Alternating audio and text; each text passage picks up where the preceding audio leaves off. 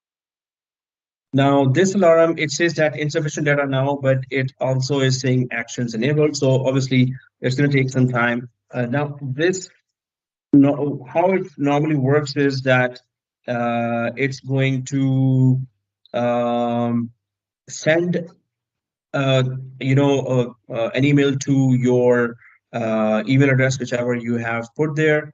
Although it says successfully created, but I think you should check your email. In my case, I'm going to go ahead and check my email. This is the wrong one, and I do not know why it is. Okay, test user, this one. So I'll check that if the alarm email has password is updated. No, I didn't receive any alarm email here. And this is, yeah, this is the one that I'm logged in from. When I receive an alert, what you used to do was that it used to send an email and you have to click it and then the alarm would be activated. But in our case, it is okay. It seems to be okay. Uh, so this means that we have, okay, yeah, it says okay. Now it does not want you to actually go to the email and click the link for confirmation. I think you Yeah. gave your IT guy email address for the alert. Uh, yes, you're right. I did not put that email there. Thank you for noticing that. Although it says still okay, but definitely, as you said, I should just check it out and on IT guy. Let's go, let's go, let's go.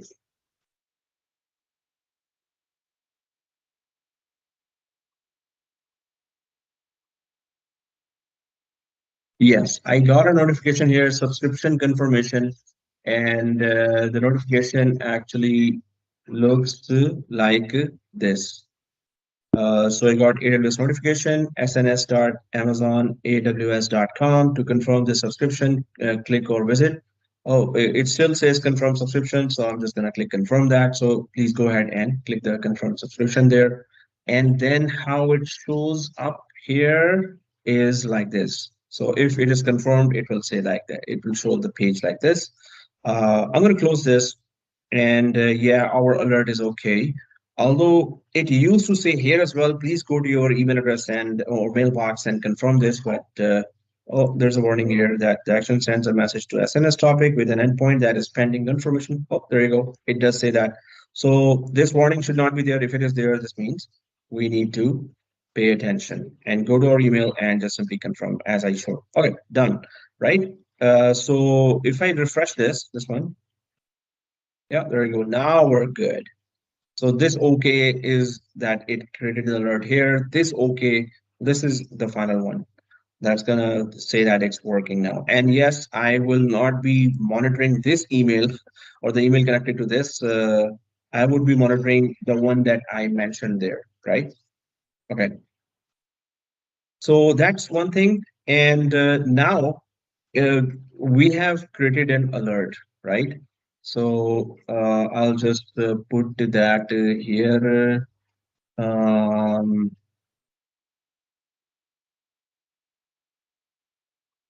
that how to create a billing alert. Okay, this is done. For let's go for the next lab, which is IAM.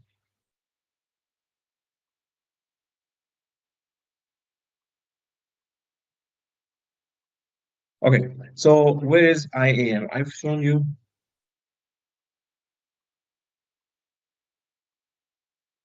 So I'm going to go to services, then I'm going to go to all services, and then I'm going to go for view all services. So what we're going to do here, we're going to go to IAM. After IAM is a big topic, and then we're going to go for EC2. That is a much bigger topic. And so now you can go to IAM like this, like just go to the all services, or there is always a search on the top here this one. So you can just type IAM there as well. So next time you want to come here, you can also just put that star in front of it. So once IAM is there, so you can see that on the top.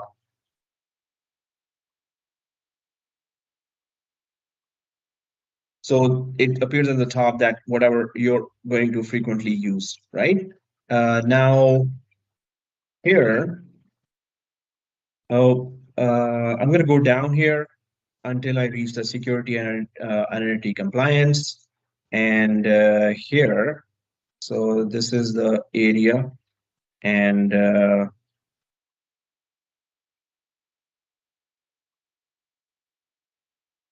yeah, okay. So I'll just switch here. Yeah, now IAM, when we go there, this is the first place that you have to go, right? Why? Because that's where you're going to handle user groups, users, roles, policies, identity providers, account settings. It goes on, right? But obviously, the first thing that you face when you're creating some environment for the first time or managing from day-to-day basis is users and groups, right? So, and then roles and policies, who gets what access for how long and why. Um, so here, it as soon as we go to the IAM dashboard, there are some prerequisites or there are some standards that they need to meet, and they're saying that hey, add MFA for root user. You haven't created or we haven't created an MFA or multi-factor authentication for the root user. Enable multi-factor authentication MFA for the root user to improve security for this account. Okay, yes, that's the most important thing. What is multi-factor authentication? That when you put username password to log in, that is one factor to log into AWS console. But there should be multi-factor, two factors. One is that you put the username password. Second is that a code should be sent to your cell phone, and that cell phone obviously is with you. So this means it is secure. Suppose somebody cracks your username password somehow and knows your username password, and that person is somewhere else and tries to log in. As soon as that person logs in with your username password, uh, an alert will come to you, or a text code will come to you as well in your cell phone. Obviously, your cell phone is with you, so that hacker cannot connect to your account even if your username password is stolen, right? Unless your phone is stolen and your phone data is also, and your phone access is also, some hacker has, then you're in trouble. But multi-factor authentication is mucho importante, right? Oh, okay, wrong Spanish. So I'm gonna go for MFA. So what I clicked here, I clicked these, right? And there is also account ID here. There's an account alias here as well. So we're going to talk about that as well. But this is the main thing. We need to create a multi-factor authentication. And the way I like it is if it just sends me a code in my cell phone instead of me installing an application and then the code appears there for 30 seconds. But for that, I need to open my phone, open that particular application, and then put the code. So the laziest admins of all times, as I am, so I would like that, I don't have to log in or go inside my phone. There should be a text just coming right to me. That's what I prefer, but there are many ways to do this. I'm going to go for activate my MFA, which is not, there's no my here. Virtual MFA device. So there is that maximum 128 characters.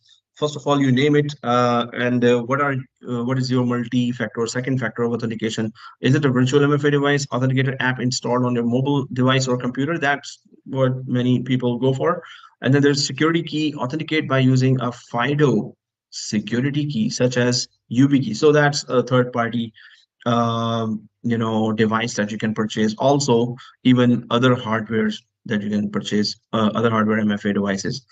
Uh, for more information about supported MFA devices, see AWS multi-factor authentication. If I click that, but it says that, hey, even before you go there, why don't you just put a name there? Okay. So Amir dash MFA. You can go for your name, your first name dash MFA, or whatever name you want to give here, you can give.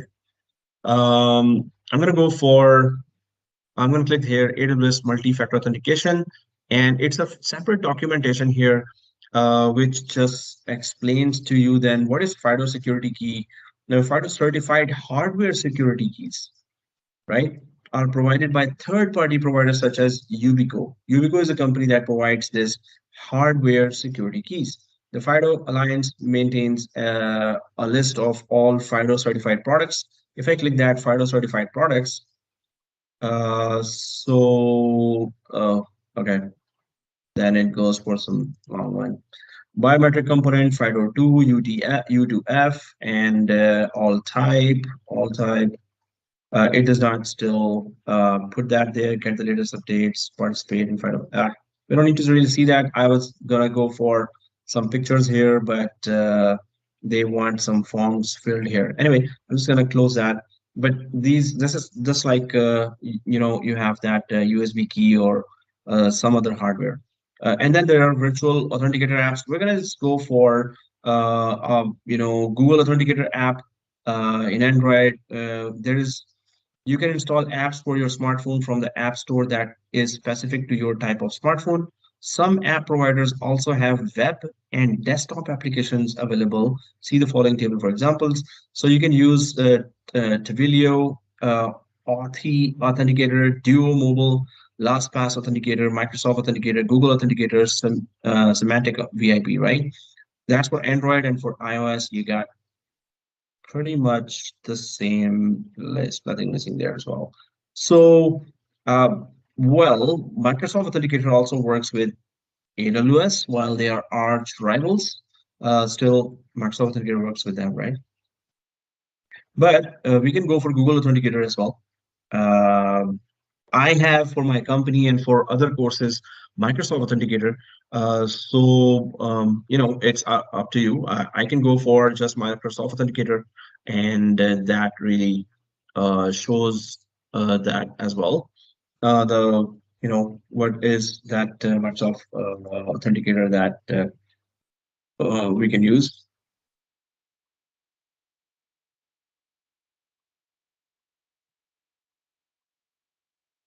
Um, okay, so yeah. Um, let's go for Google Authenticator then, basically, because then I can show you that I don't have that installed. Uh, Plus,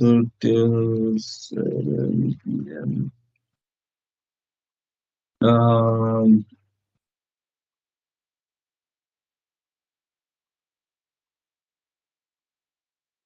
okay, so now I'm going to go for Google Authenticator, right? So, oh, where's my cell phone? Okay, my kid just took the cell phone, so I'm just going to take it back. So, I'm just going to get my cell phone and then.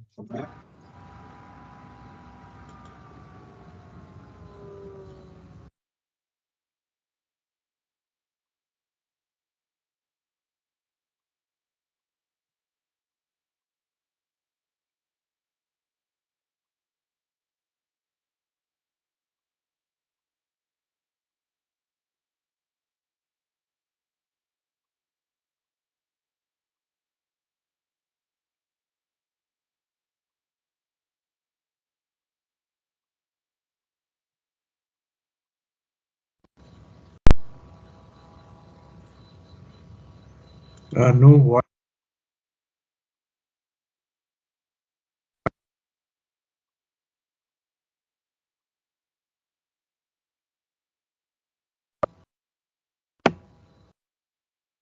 Yeah, I mean, no voice.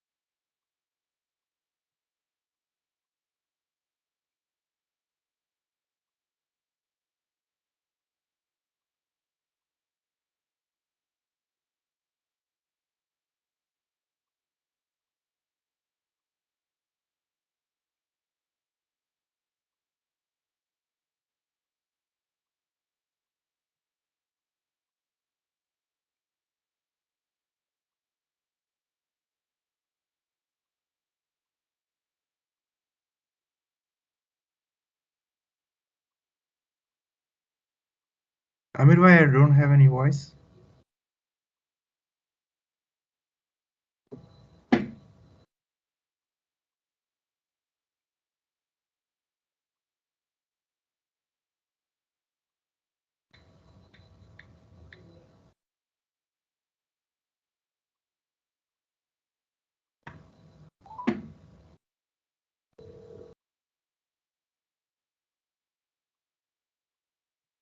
Okay, guys, so let's uh, connect. Sir, oh hello. आपकी voice नहीं है अब आई है बिल्कुल तो क्या I just came. I just came. oh अच्छा अच्छा so I missed all the session that is all recorded right Yeah. okay can you give me a little you know, a brief description of what you did. We just logged in and then we create a billing alert and then we are going for MFA. So I think you have to follow the video then when it is released and try to understand what's going on now. Okay, right. So it's we're creating MFA here, multi-factor authentication, and so guys, I got the cell phone now, but definitely when the video is there, you can then really follow it at your own pace, right? If you missed something. Okay, so I have a cell phone and I want to deploy here.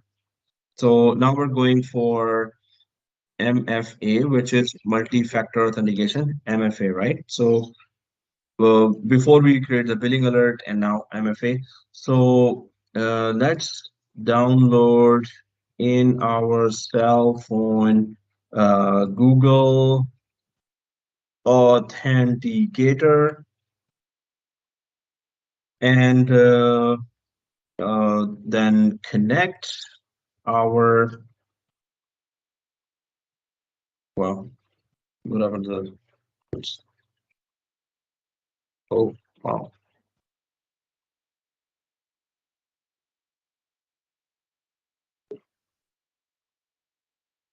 Okay, Google Authenticator, and then let's connect our um, phone to our root user account, the administrator account, right?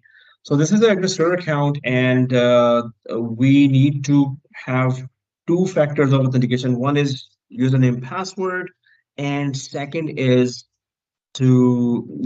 the code coming to your cell phone, right? So let's do that. Multi-factor authentication. Let's do that. Now let's connect our phone to our root user account. How do we do that? We go back to so we were on the billing, and then I went to services here, then I went to all services and view all services, and then I went down to security, identity, and compliance. Here, I'm just going IAM, or you can just type here IAM and then click it, right? So IAM, once we are inside the IAM, then I went for add MFA for root user, which is this add MFA. And then within add MFA, I'm just clicking activate MFA. So now I'm going to just click the activate MFA here. I'll just, yeah, I'll close on the windows. So there's one window, activate MFA. And yes, we're going to go for virtual MFA device, which is the first one. And I'm downloading Google Cloud, Google Authenticator as my MFA application, right? So what is the name of this MFA? So I'm just going to go for Armor MFA, or you can just type Google Authenticator here as well, Armor MFA dash Google Authenticator, right? Virtual MFA device. Okay, I'm just going to click continue. And now it says show QR code. Now, guys, on the device,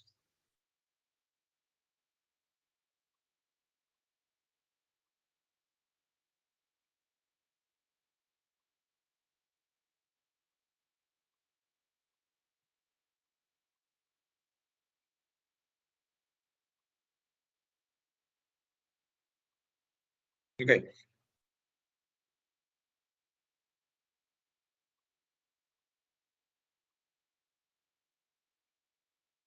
Um, oh,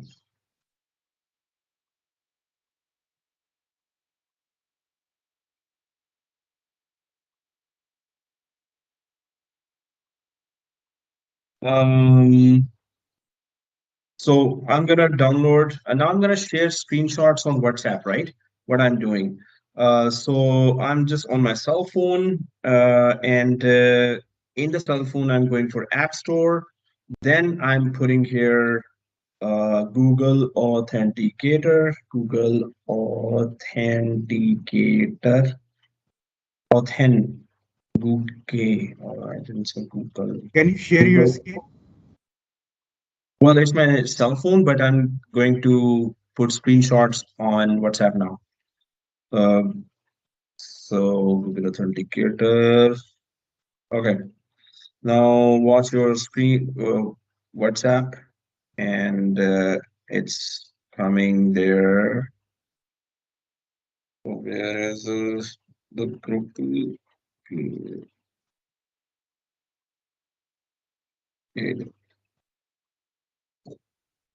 Okay. So it is on WhatsApp now.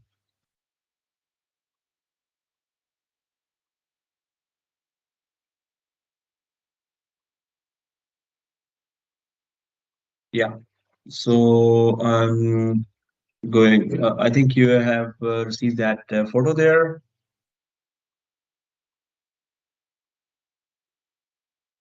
The gray one, right? Yeah. So Google Authenticator is the gray one, and the photo is in WhatsApp now. So we will go ahead now.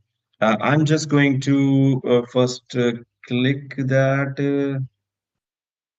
Oh, it's downloading. Okay. And I have to show Face ID, I think. No, without Face ID, it's open now. And it's the first screen there that I am going to show there. So that's the next screen that I see. And from there, I'll go for Get Started. There's only one. And it shows me scan a QR code, right? All right, guys, so let's get going with our top.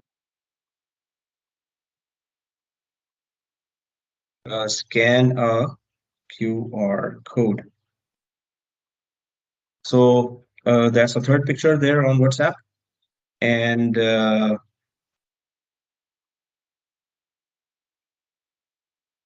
scan a QR code. Now, authenticator would like to access the camera. It shows me that. So that I cannot share unless I press OK. Okay. And then it is asking. So on the screen, you can see on my laptop, I'm going to click show QR code and I'm pointing on that. As soon as it does that, it starts giving me a number here, right? As soon as I click the QR code, it starts giving me number like that, right? Um, and I have to put, now these numbers are coming for 30 seconds only.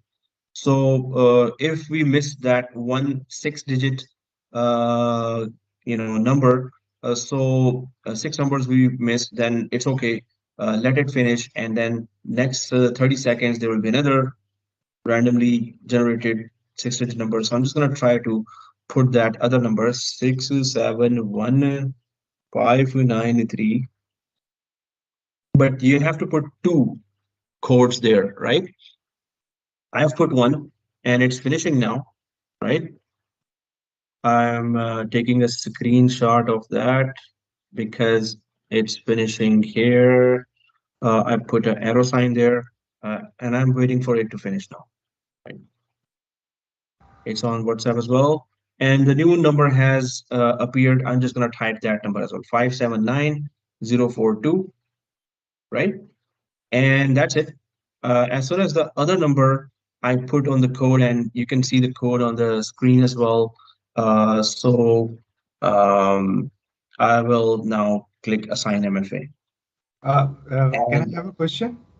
yeah, The setup your first account is scan QR code or enter a setup key. Which one I have to click? the first one, Uh, QR code. so Once you click the QR code, then you select the screen QR code on your screen as well. no, it And says allow authenticator to take a picture and video, record video while using the app only this time or don't allow. yes, allow. No, so which one? While using the app or only this time? While using the app. Using the app. Okay, now it's a box came like plus sign. Yeah, Place the QR code with the red lines. yeah. So you So see the QR code on your screen. Click that. no, there is no So code. It shows there did you is no. click activate MFA, It gives me the blue button? it gives me direct, scan a QR code or set up Yeah, a enter a setup key. yeah. So scan a QR code, click that.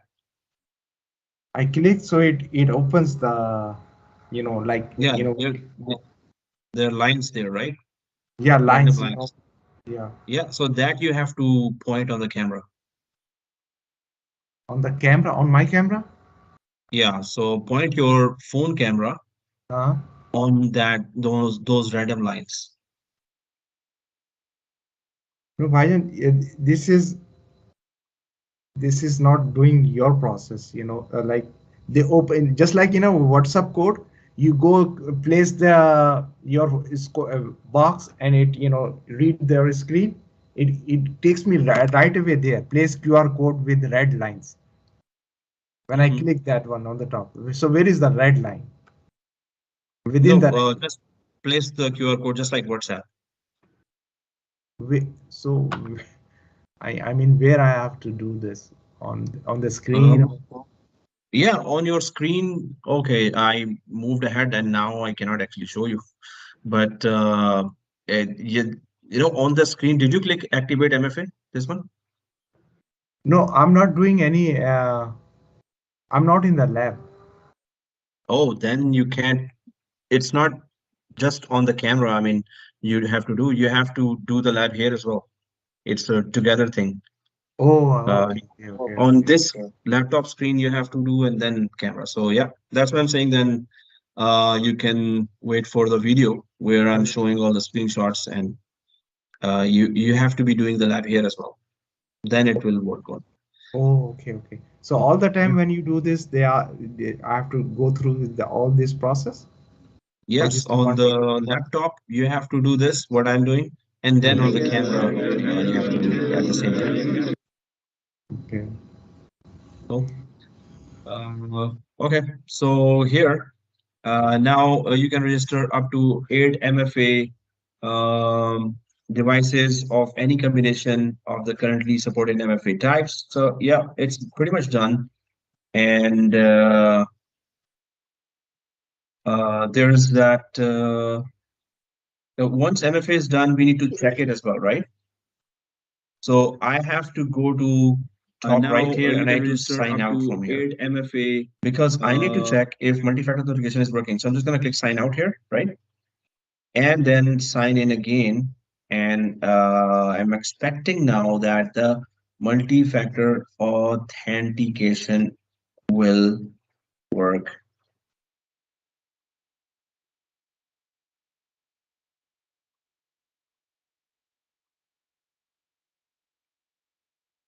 Now, once I'm outside here, I need to make sure that all my windows are closed for AWS. And now I'm going to sign in again, sign into the console. And there's my username. And oh yeah, the YDS DYSS6 sub and mid. Oh, enter the directories and try again. Okay, I'll just refresh again. FW3DW7 submit. Okay, now the password is there. Password was obviously I cannot say that loud. And yes, yay! The MFA code is also there. So this means that um, it's gonna work. So what is my MFA code now? Oh, it's finishing. So I'm just using 133887, 133887. It just keeps on randomly creating more codes there, but MFA is working now. And every time I have to log in, I have to open this app in my cell phone. And when I put the username password, then I have to go to my cell phone and then log in. So now my account is C and Cure secure. Okay, so that's one thing. How to configure MFA? We needed to MFA on root user is configured now. Okay, let's go to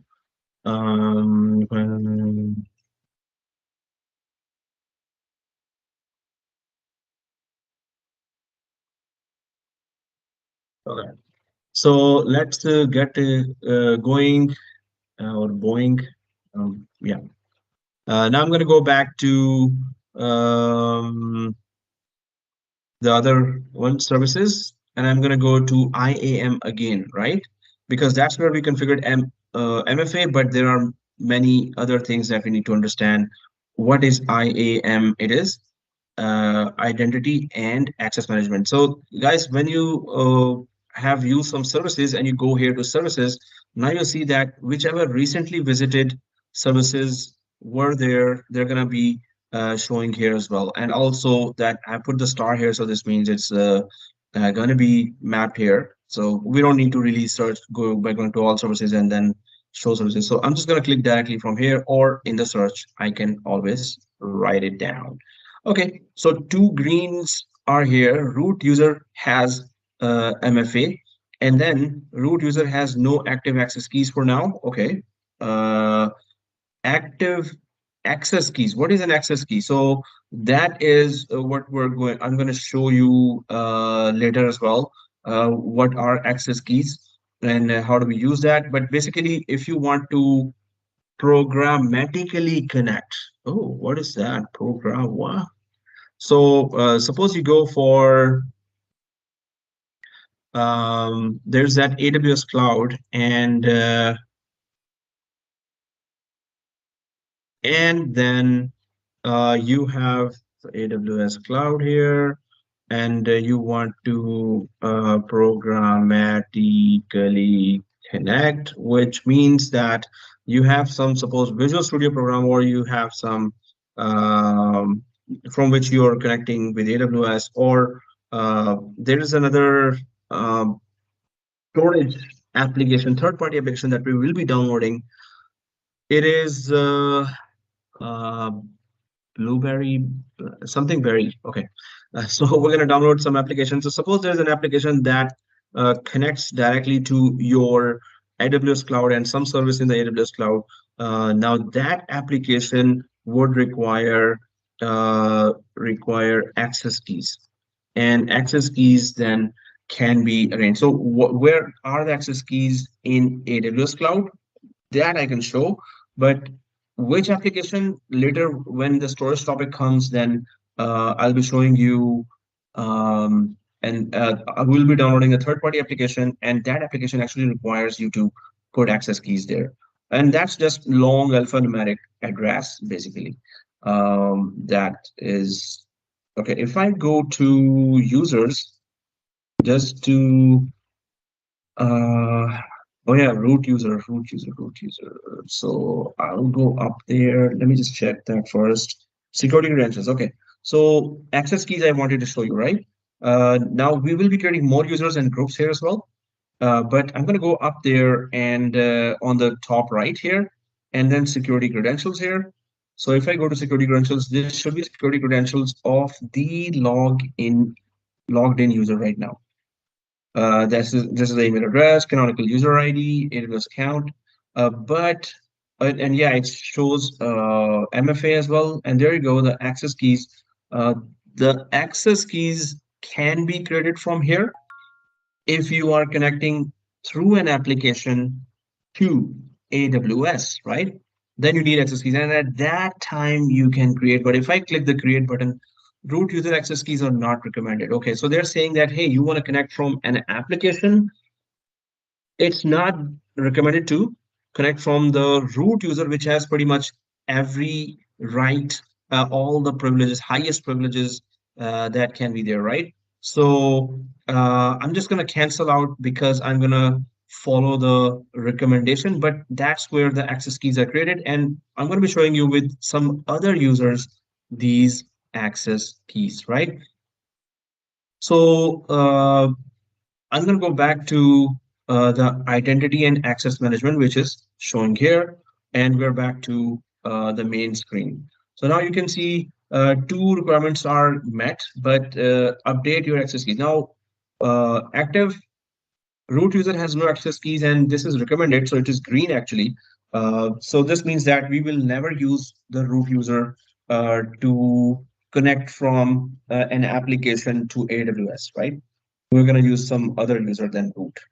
Now, update your access permissions for AWS billing, cost management, and account console. So they're giving some basic security recommendations here, and this is recommended, so it is green for actually. Us. So this means that we are replacing the following IAM actions for billing, cost management, and account consoles with granular IAM actions, AWS portal view billing, AWS portal modify billing, AWS portal view count. So they're giving set of um, security configurations for the root account, because if the root account is hacked, then obviously a lot of damage can be done by whoever the hacker is and has access to your root account. So they are saying that, okay, for the billing, we are restricting your root account to access some of the sensitive areas of this subscription, this account, right? So view affected policies. Before that, if I go further and try to read it, to ensure you don't lose access to AWS billing, cost management, and account console based features, update your existing IAM policies to include the new IAM actions before July 2023. Examples of features impacted include AWS Cost Explorer, blah, blah, blah. So they're saying that they're going to be actually changing some of these features, and that might result in your losing access to these features. So AWS billing, cost management. So they're saying that why don't you just change a policy already that is going to then block your access to these critical services. This is the third one. So we are replacing the following IAM actions for billing, blah, blah, blah, blah, blah, blah. Okay. So when we go to policies, obviously, we're going to do this as well. But right now we can Uh, skip it. Yep. Excuse me. Mhm.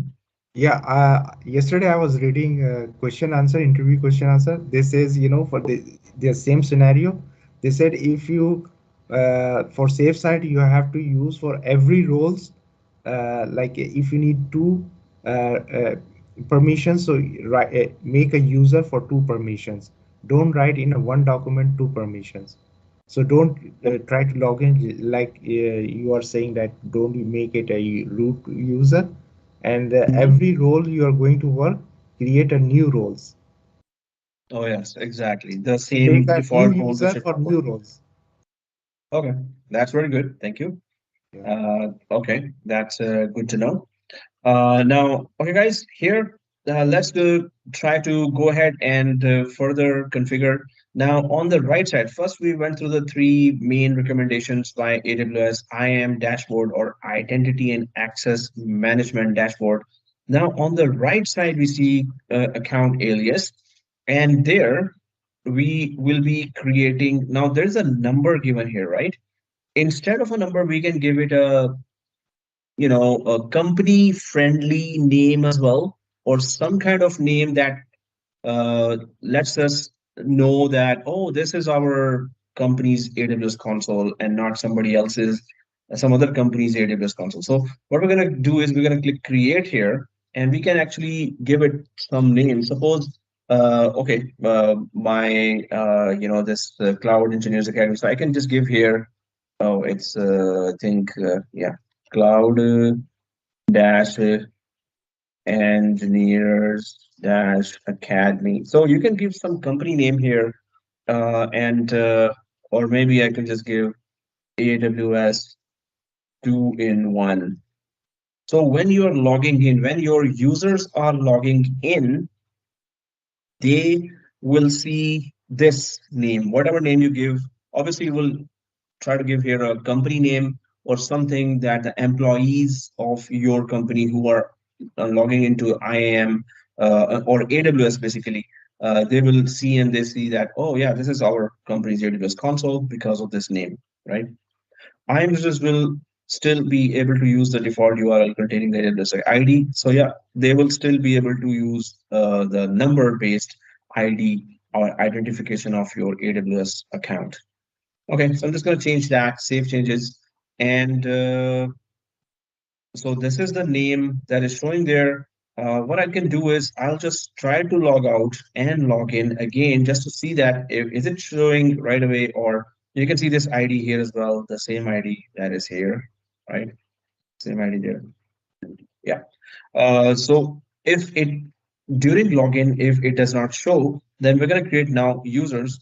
And then from users, we're going to log in and then it should show, but let's just check it out. So I'm just going to sign out from here and go sign in the console. Root user, if I, so see this, if I click IAM user, then I have to have IAM user, which I didn't create, right? So I'm gonna just stick to root user because the next lab we're gonna do, that will then let us see that alias that we created, right? So I'm just gonna stick to root user here. Next, now it 2M4S28 sub and mid. The password, and oh man, seriously, it does not offer at all the text based access. Microsoft does that. 81895. Okay, so yeah, I didn't show that alias, but when we create a user, it will show that. So let's go to the users then.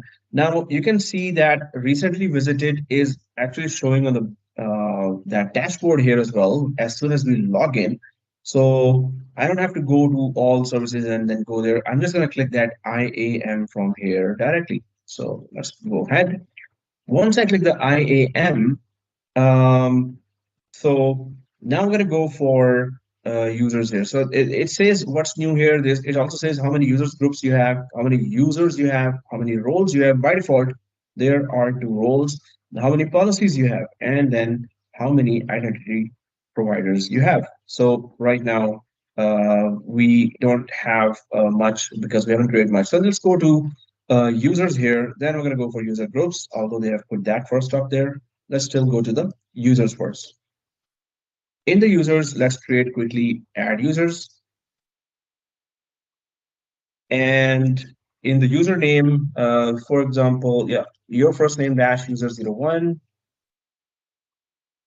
enable console access option. Now, is this user an end user, or is this user a developer, or is this user an administrator? It depends on that. And enable console access is there. So what we can do is that we can. Uh, I'm not going to give console access to this user, right? Uh, Suppose it's just a developer that needs to go directly to a service or database and does not have to actually come here to the uh, you know console access. Maybe the user is just connecting through application to something, right? So for programmatic access, you can generate access keys after you create the user. Again, programmatic access, as I explained before, this is what access to some kind of application or program to some kind of AWS service, right? So it says that yes, you can configure that anytime later as and well. So what I'm going to do is I'm just going to click next here, and then it says that add user to group, copy permissions. We haven't created a group yet, right? So copy permissions. We haven't created a permission yet to copy, right? So that then there's attached policies directly. Oh, what is that? Attached policies directly. There is,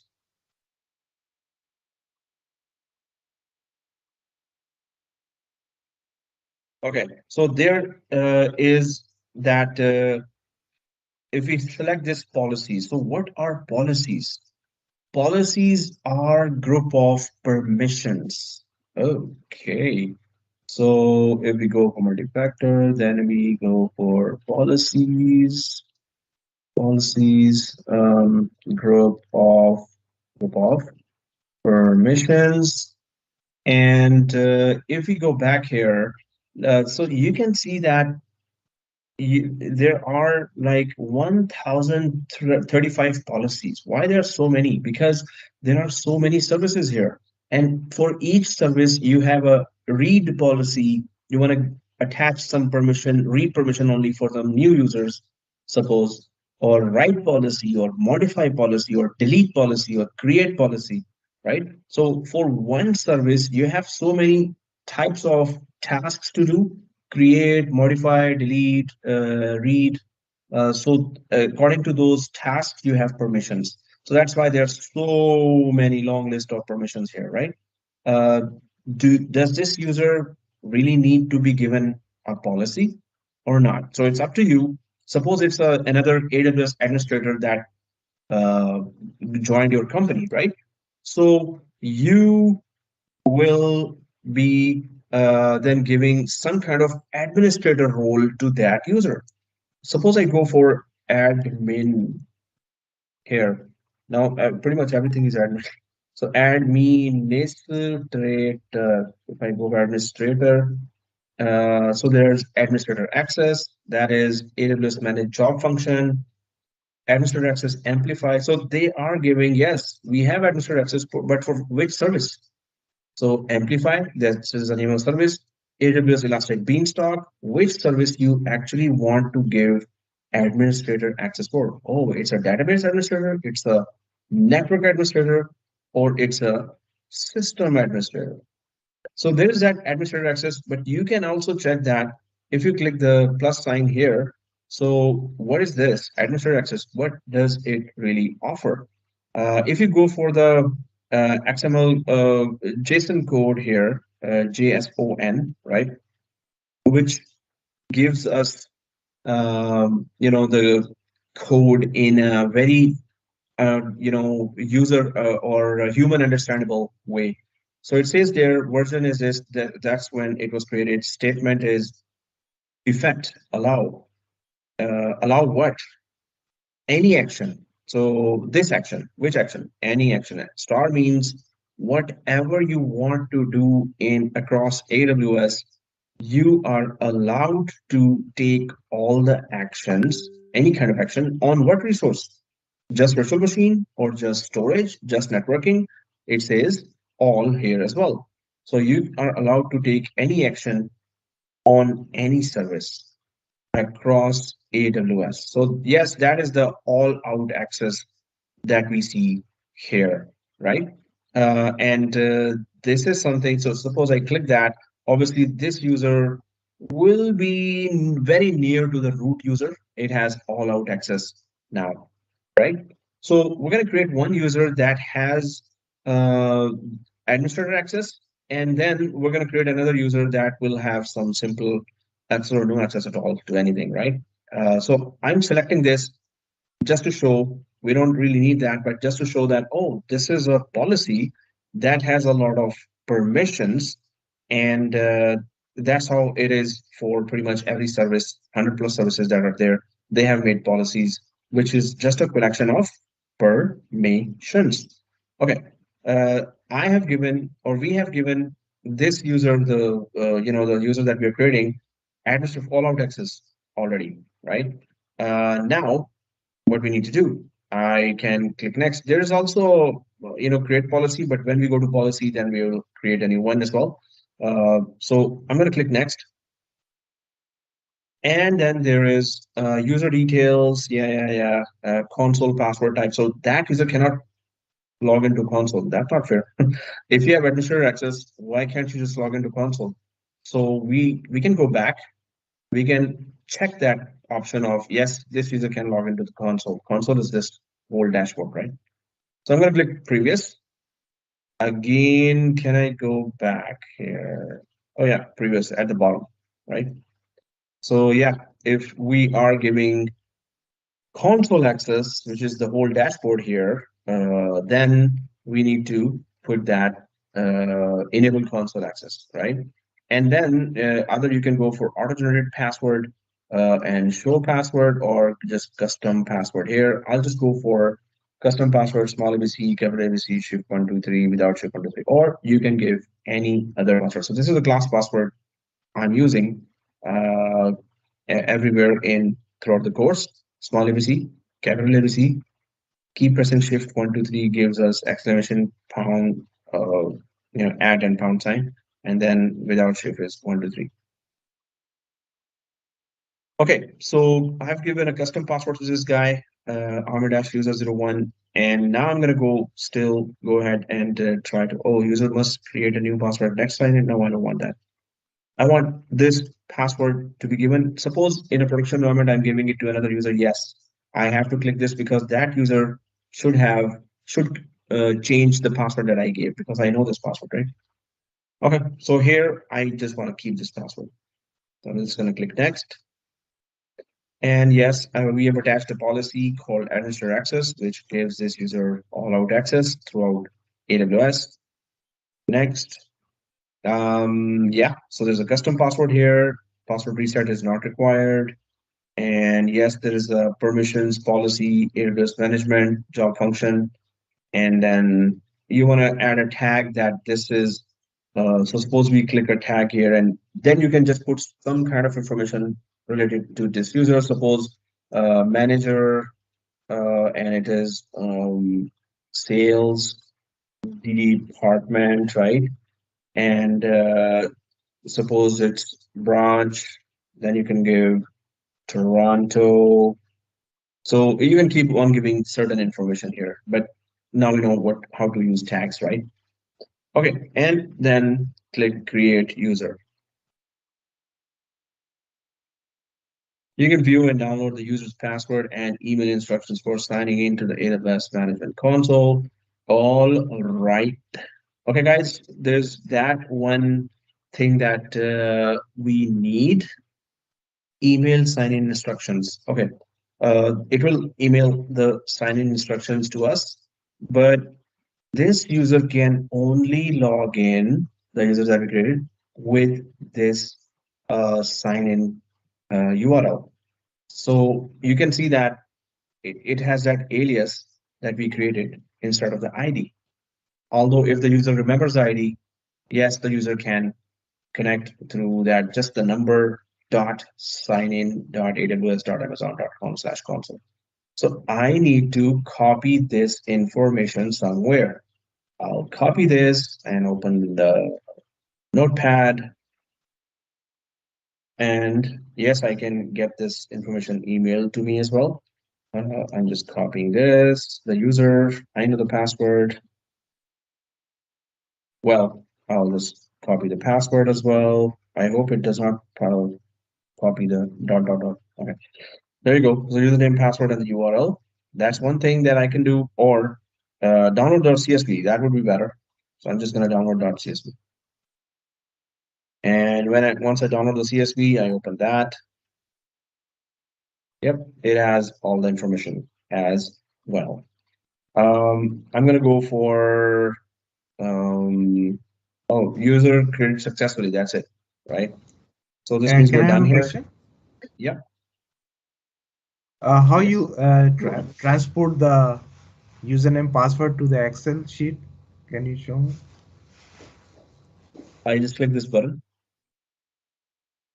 so it downloaded. So I have a Microsoft Excel here, so it automatically opened here in Excel.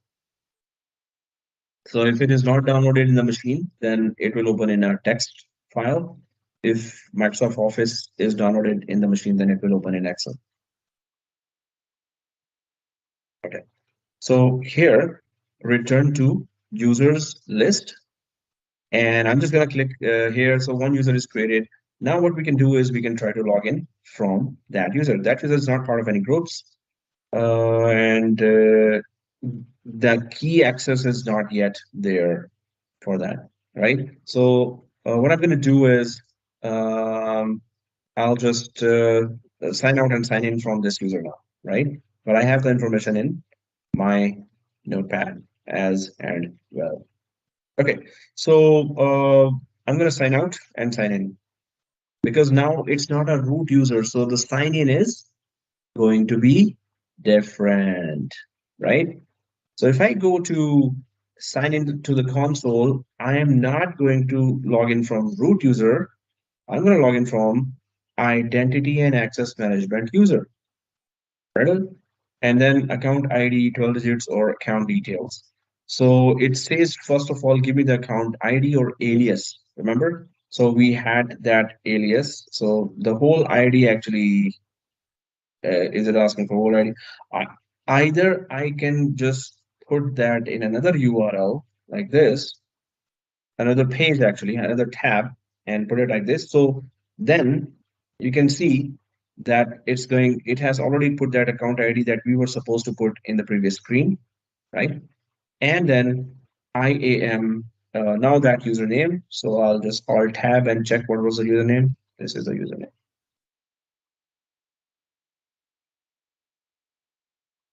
And the password is this.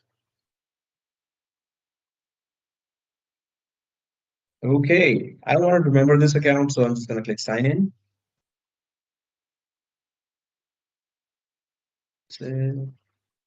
Okay, so I'm signed in, and well, what I wanted to show you was that it doesn't look the same way as the root user. It shows actually the account ID or alias of the account ID and the username. So yes, then we know that, oh, this user belongs to this account, right? Um, because this user has administrator access, so this user can pretty much go anywhere and use any service with full privileges. O and K. But if I go to IAM after logging in from this user, which has full administrator access, so yeah, it shows actually more options here. Obviously, the MFA needs to be configured for this user. We're not going to really keep on logging in from this user. I'm just showing you how to create a user and log in and then give policy to that user. Update your access permissions for AWS account, blah, blah, blah. So yeah, it says the same thing, requesting the same thing, that create an MFA and changes policy as well. Um, Also, your user does not have any access keys. Yeah. So through this user, yeah, I'll be showing you some access key usage as well when we download and install a third-party application that needs to connect to AWS, right? So then we're going to use the access keys as well. Well, right now I'm just going to sign out and sign in from the root user again. Sign out here. I think there are two tabs. I just want to keep it simple. So I'll just close that other tab. So we have just one way to log in to AWS.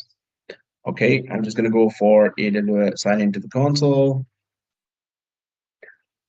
Now I don't want to log in from that user, so I don't need to give that account ID here, right? Huh. But yeah, this URL is so sign in from user. It says here, right? Sign in using root user email. So I don't want to use that account ID based login. I want to use the root. So yes, now it goes for root user and it's saved here as well. I'm going to click next. WCQ4RM. Oh, didn't like that. Okay. YBNRBZ. All right, now we're good. My password. Oh, seriously, MFA. Man.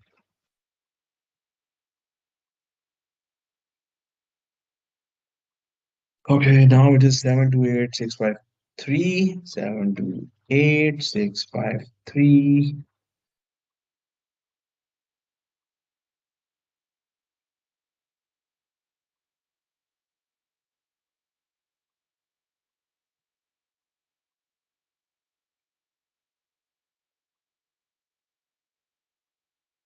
Now, once we are inside, now we can go for IAM again. So what we did was we created a new user and we gave it the policy, new policy, and we also gave it console access. And then we also changed the alias of our account to something understandable, more understandable than just the numbers. And then we logged in from that other user, right?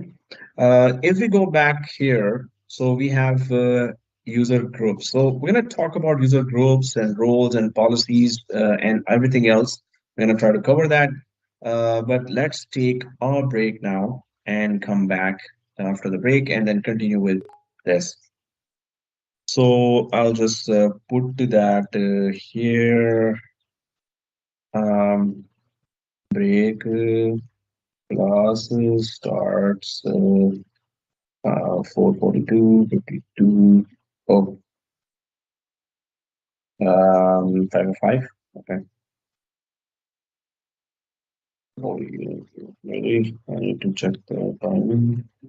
Maybe we can take a break 5 minutes later.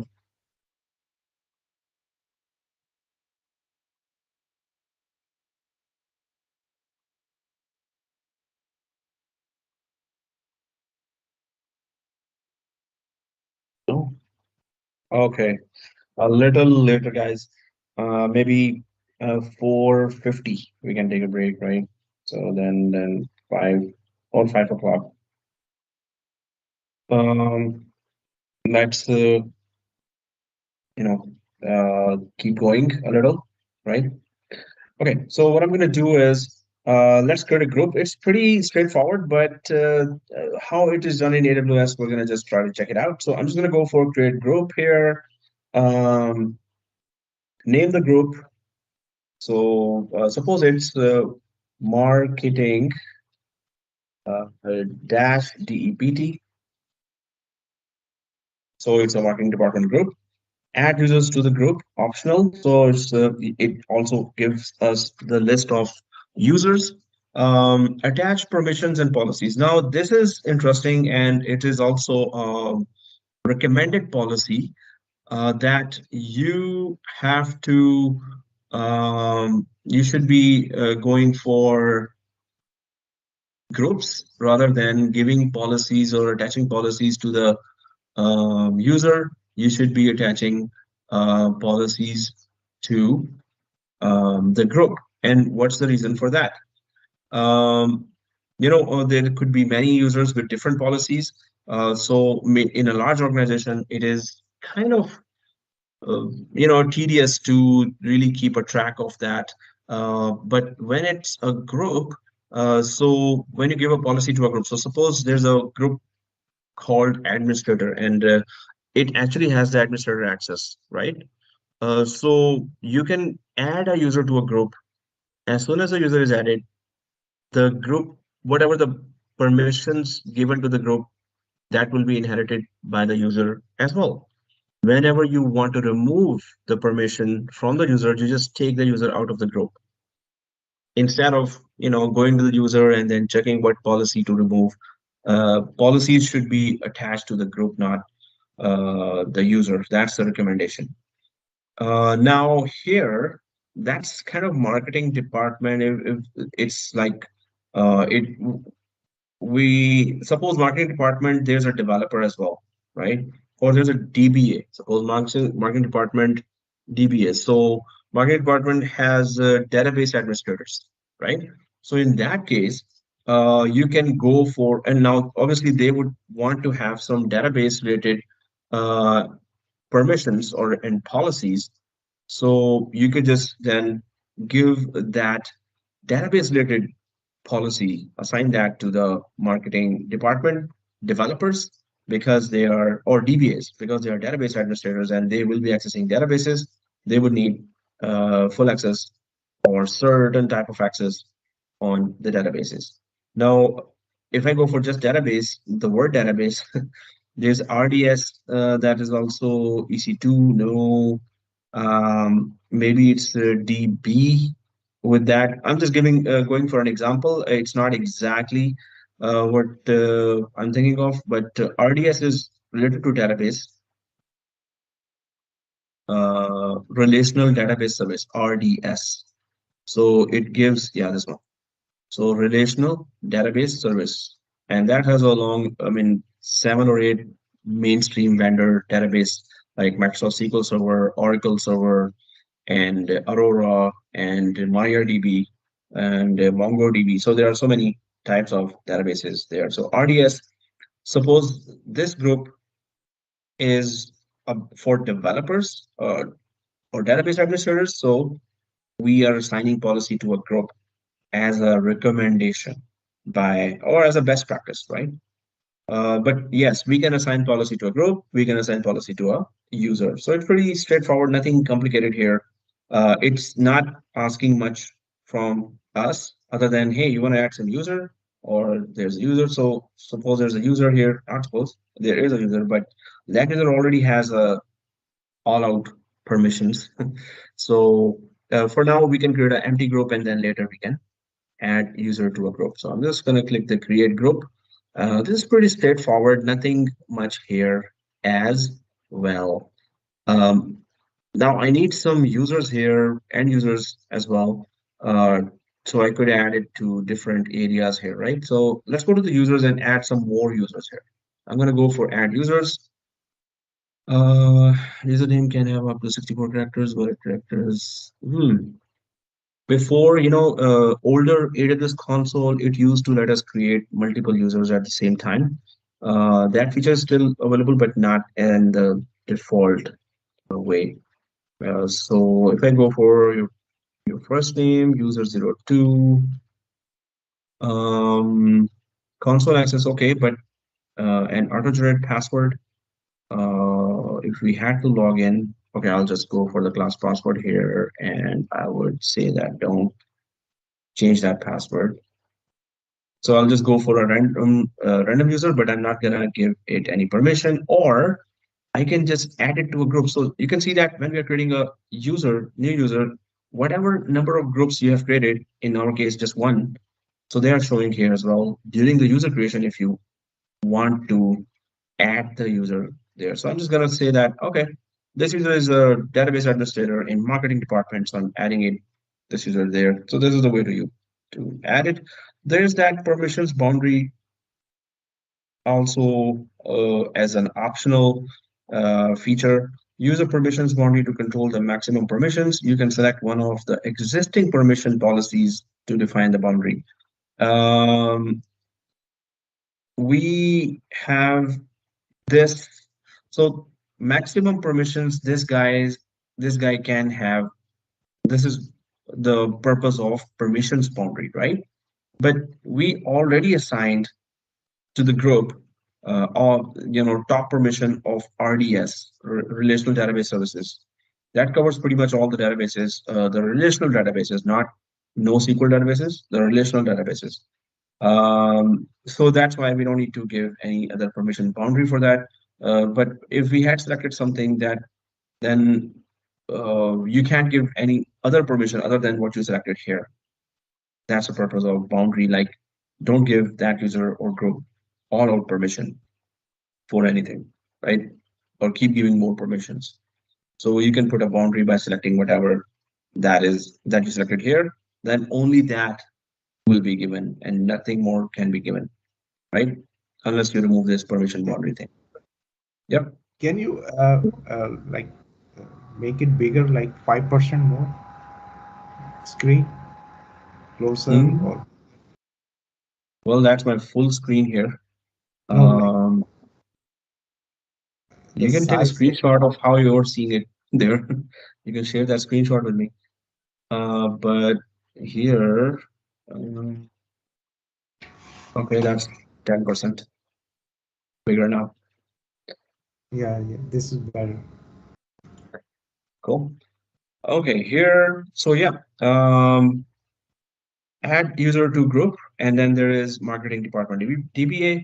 So yeah, we have just created a second user that we're adding to marketing department DBA, and then we're clicking next. And then there is review and create. So yeah, it's pretty much the same thing. You want to add some tags. Now you know how to do that. So we don't really need to do that again, and create that user as and well.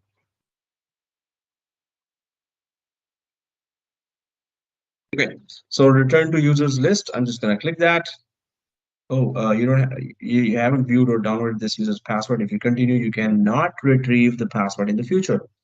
They say that this is the only time we're going to show you the password information. After that, you will have to create a new one if you wanted to see the password, but you won't be able to see the current one if you don't send that email or copy it yourself or download the .csv. So I'm just going to click download here, and yeah, now I can return to the list. So we created groups, we created users, and then we can create roles as well. So I'm just going to click the roles here, and there are two roles that are already assigned. So what is a role? We already know that what is a policy. It is a collection of permissions.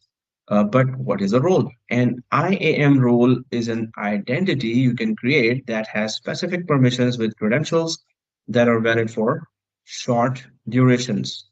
Okay, so again, IAM role is an identity you can create that has specific permissions with credentials that are valid for short durations. Roles can be assumed by entities that you trust. So it's just saying that you want to give a set of permissions to certain user or service, some kind of entity in AWS. You want to give some kind of certain role.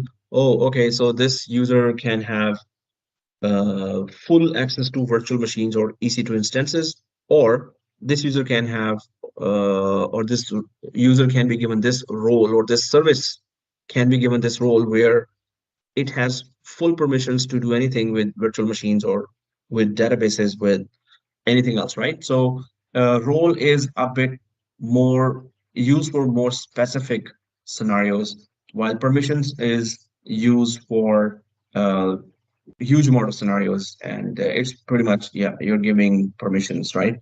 But roles is specific to certain scenarios that you're giving high level of permissions to a certain entity, which could be service, that could be group, that could be user, that could be two services interacting with each other.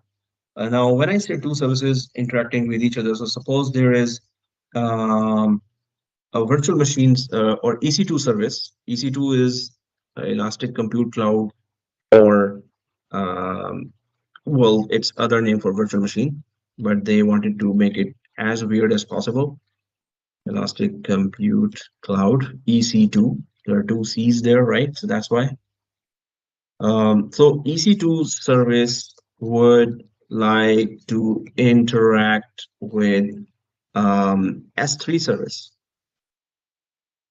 which is simple storage service, which is basically you can upload files and folders to, right? S3 service. And EC2, so EC2 service will be given a role um, of full access on S3 service, which means that this is just one example of a role that two services that are going to be interacting with each other can be assigned a role as well. So one service has full access on other service. This means EC2 can create a folder in S3 service. It can remove a folder and file in S3 service.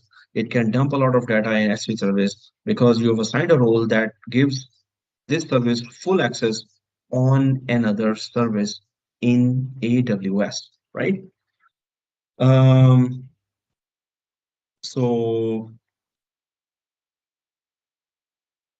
yeah, so that's what it shows here, the role. But what we can do is we can just go back here and try to create a role. So an IAM role, yeah, it also says there's that info written here, right? So if I click the info, it then gives you um, a full example of that, or and then there's IAM roles. Learn more here. That opens another window here. If I go there, so then there's a full detail of what roles are. I'll just put it as a good read here. Uh, IAM role, and obviously the link to go to. I'll just put that link here as well. Okay. And I'm going to go back here. So I'm going to close this. And then there's a create a role, that will become a little longer.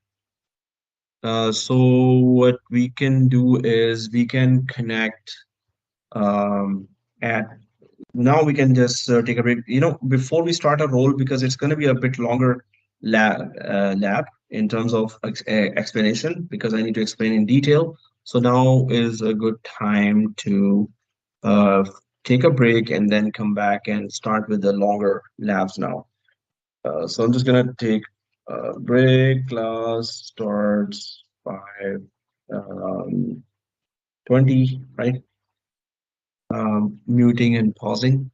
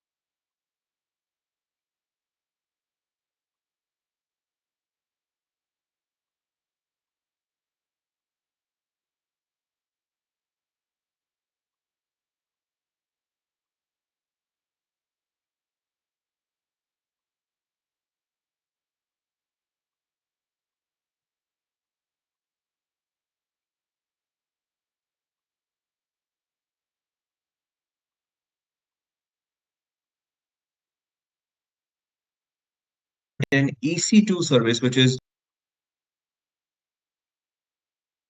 they don't have much privileges there, and they are kind of.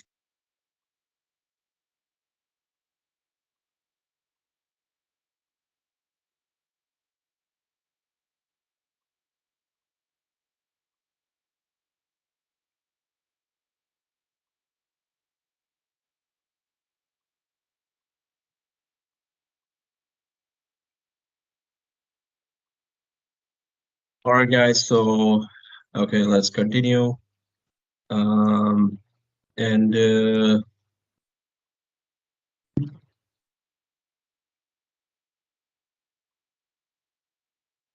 Okay, now what we need to do is that yeah, we were talking about the roles, and in the roles, we were trying to create one role to understand what it is, what's the purpose of that.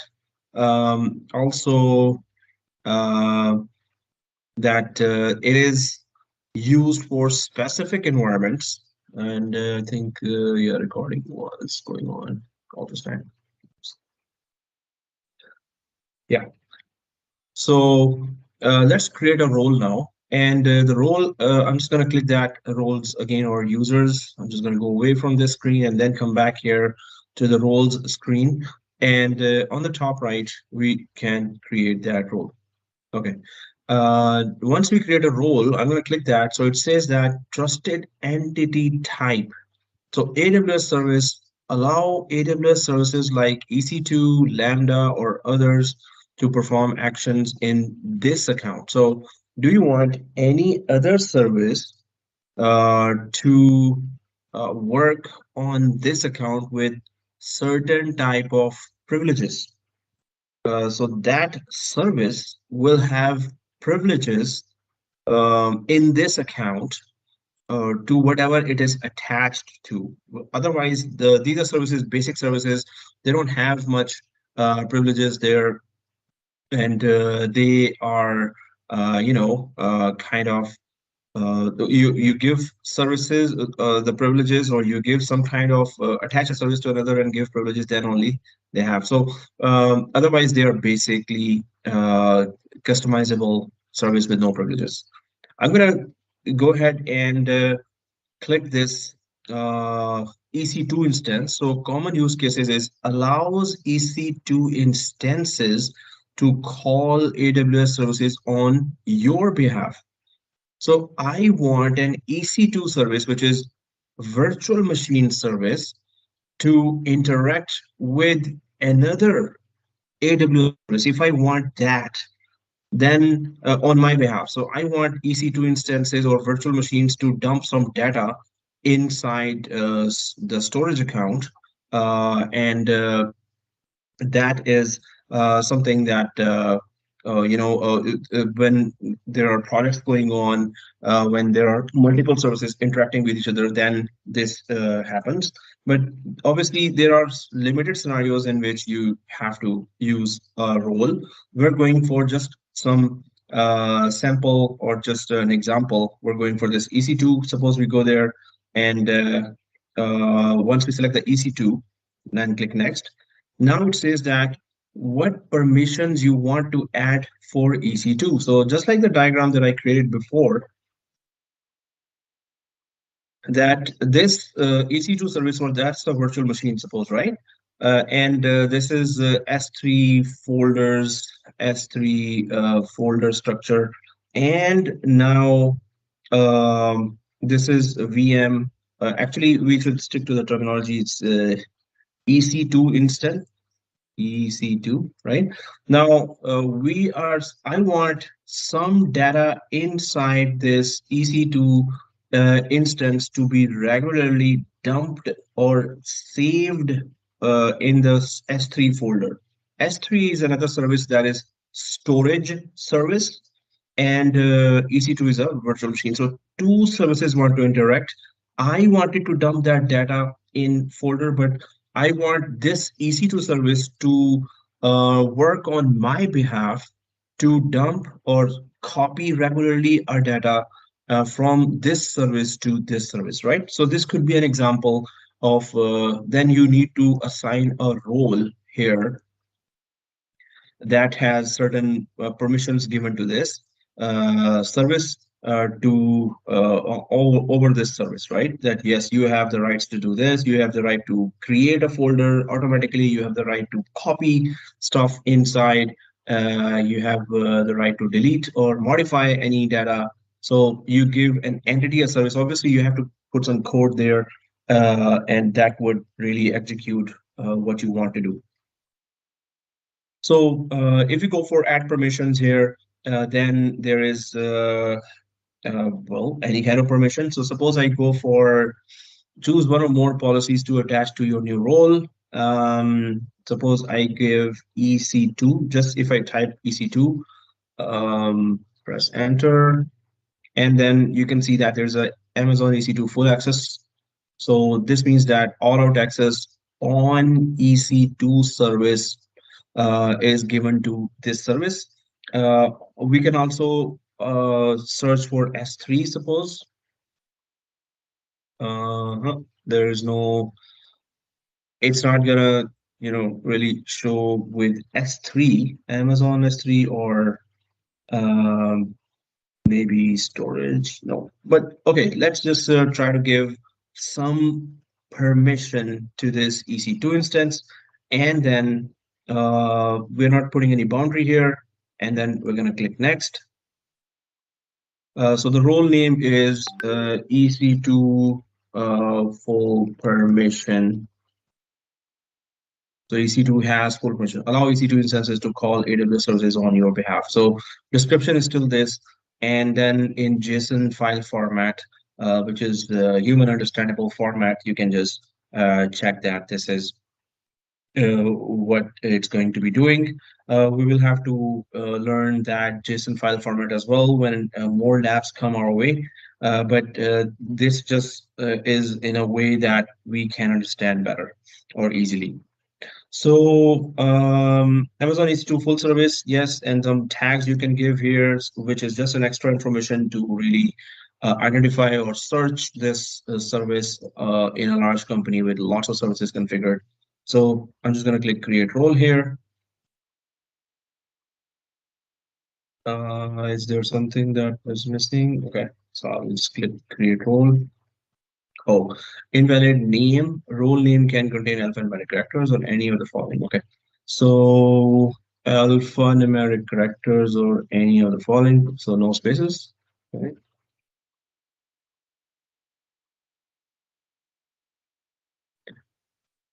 And oh, yeah, now it's okay. So no spaces. Can I have a Yeah, question? yeah, sure. I don't understand. When you switch change the windows, you don't let us know how you go to switch to the other ones, where you were or now, where you are now. Can you explain also? This one. No, when you switch the window, okay, after this is the first one, this is the second step, this is the third one. Did you get it or not? And I'm here now, moving on to this screen, stuff like Oh, that. okay. So it's too fast. Like Yeah, it's too it's fast, too fast. like you are doing by your own.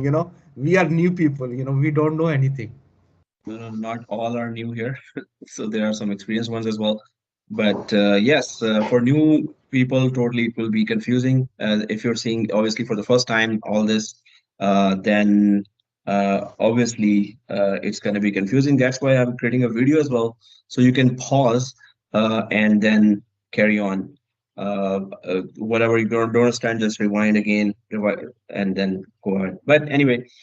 Yes, I will try to go a bit slower, but then there are very long list of topics here. If I go too slow, then obviously we won't be able to cover that in time. No, I don't So want to I'll, be slow. yeah, I just, the screen should be bigger, and when you switch your mouse, well, the yeah, pointer.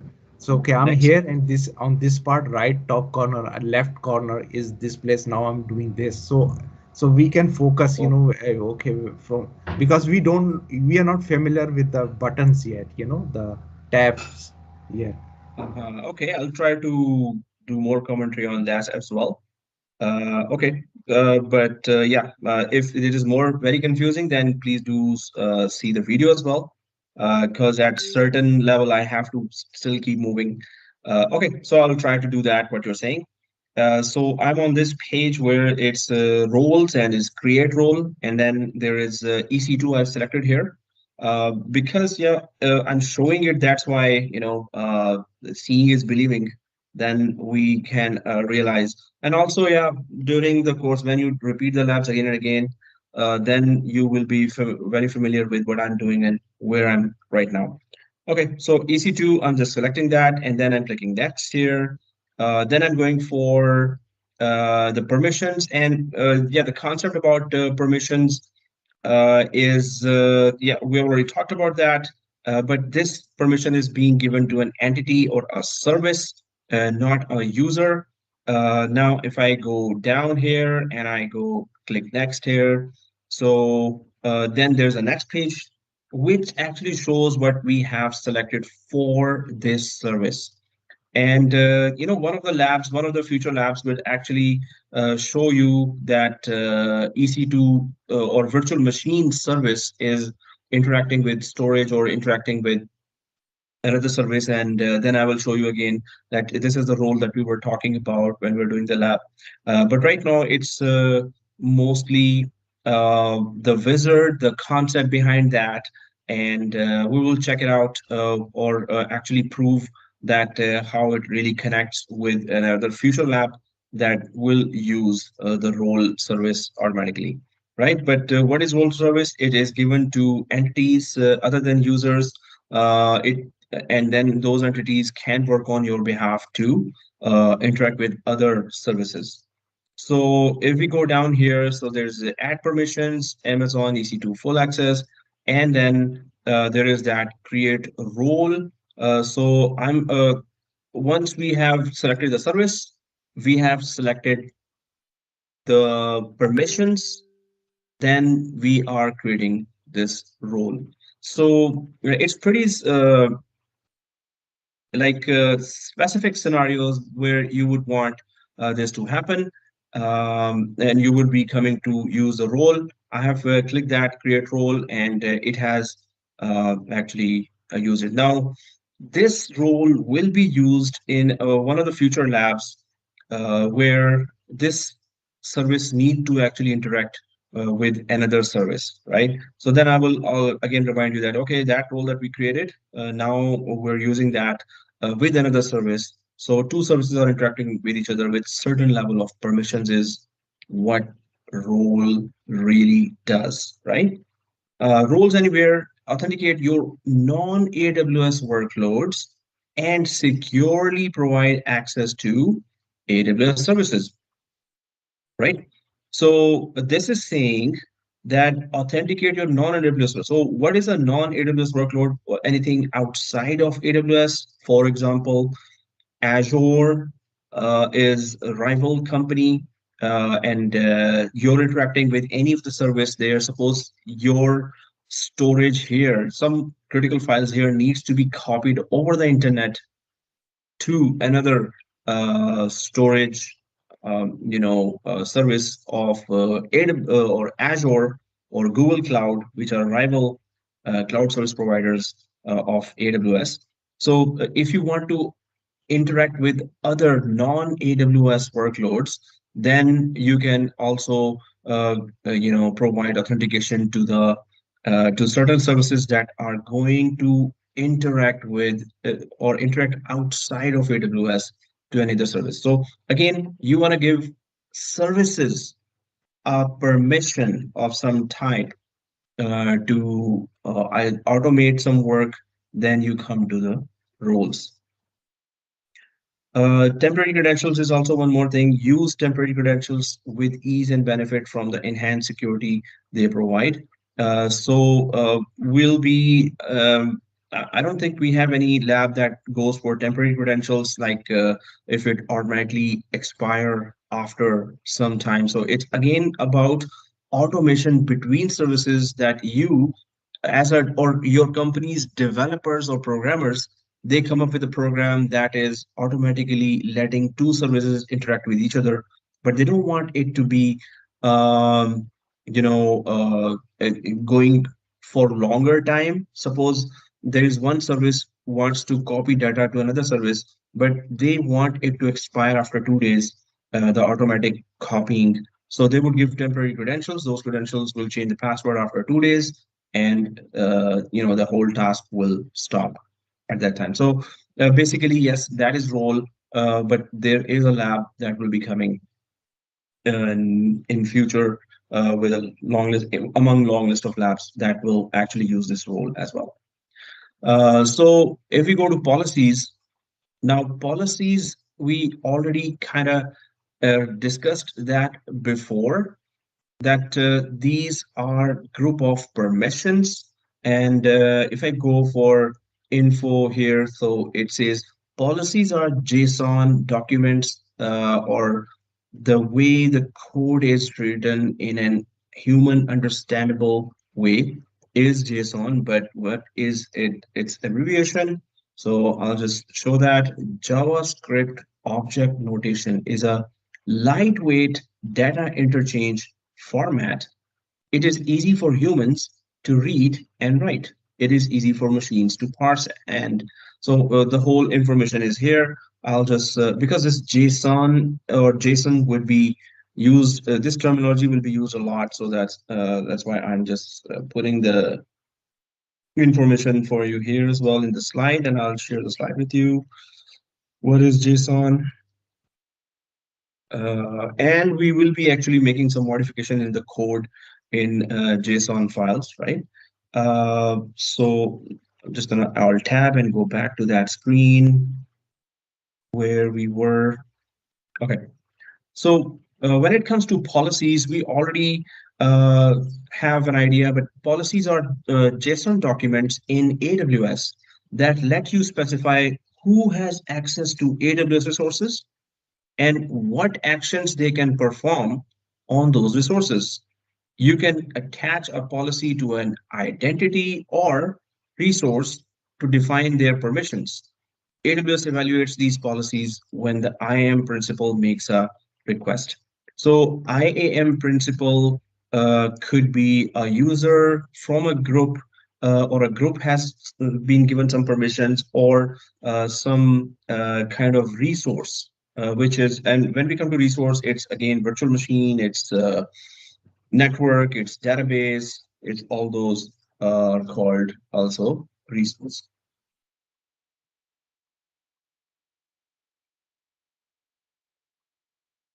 So here, when we are talking about policies, we already kind of got an idea for the policy as well. I'm just going to click that policies in IAM, and share that link in the slide as a good read.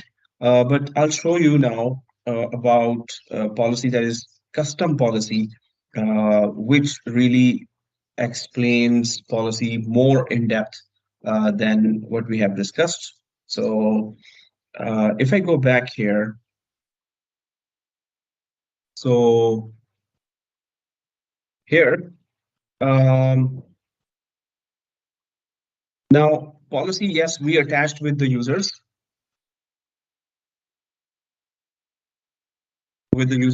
Now, how about we create a custom policy? Okay, one policy is that you want to have full access. Suppose I go for, again, the example of EC2 and press enter, and this is full access, but there are some desktop support guys that are going to join the company, right? Suppose there are those guys who need to be given specific access, some EC2 or virtual machine related access, some identity or IAM related access. So suppose I go for IAM here. Oh, okay. So I have to remove this first.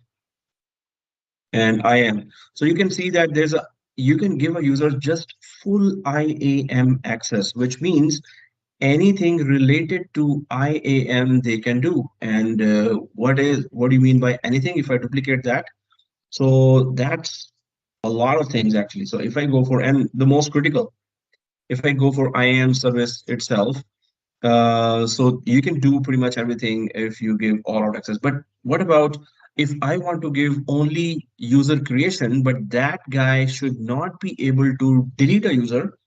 So create user, reset password, modify a user, but cannot delete a user. So suppose you want to give specific permissions. So how do you do that?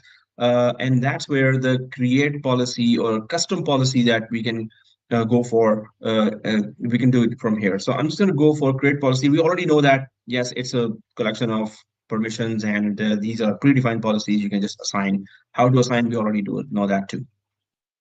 So when we click the create policy here, so it shows us visual editor, or you can go for JSON format as well if you know how to put all the codes here. But whatever we do in the visual editor, it's going to actually start defining it here as a code as well. And then you can still make some changes if you want to make some changes here. But it says here, okay, you want to create a custom policy. So how do you want to do that? I mean, which policy, first of all, you want to customize?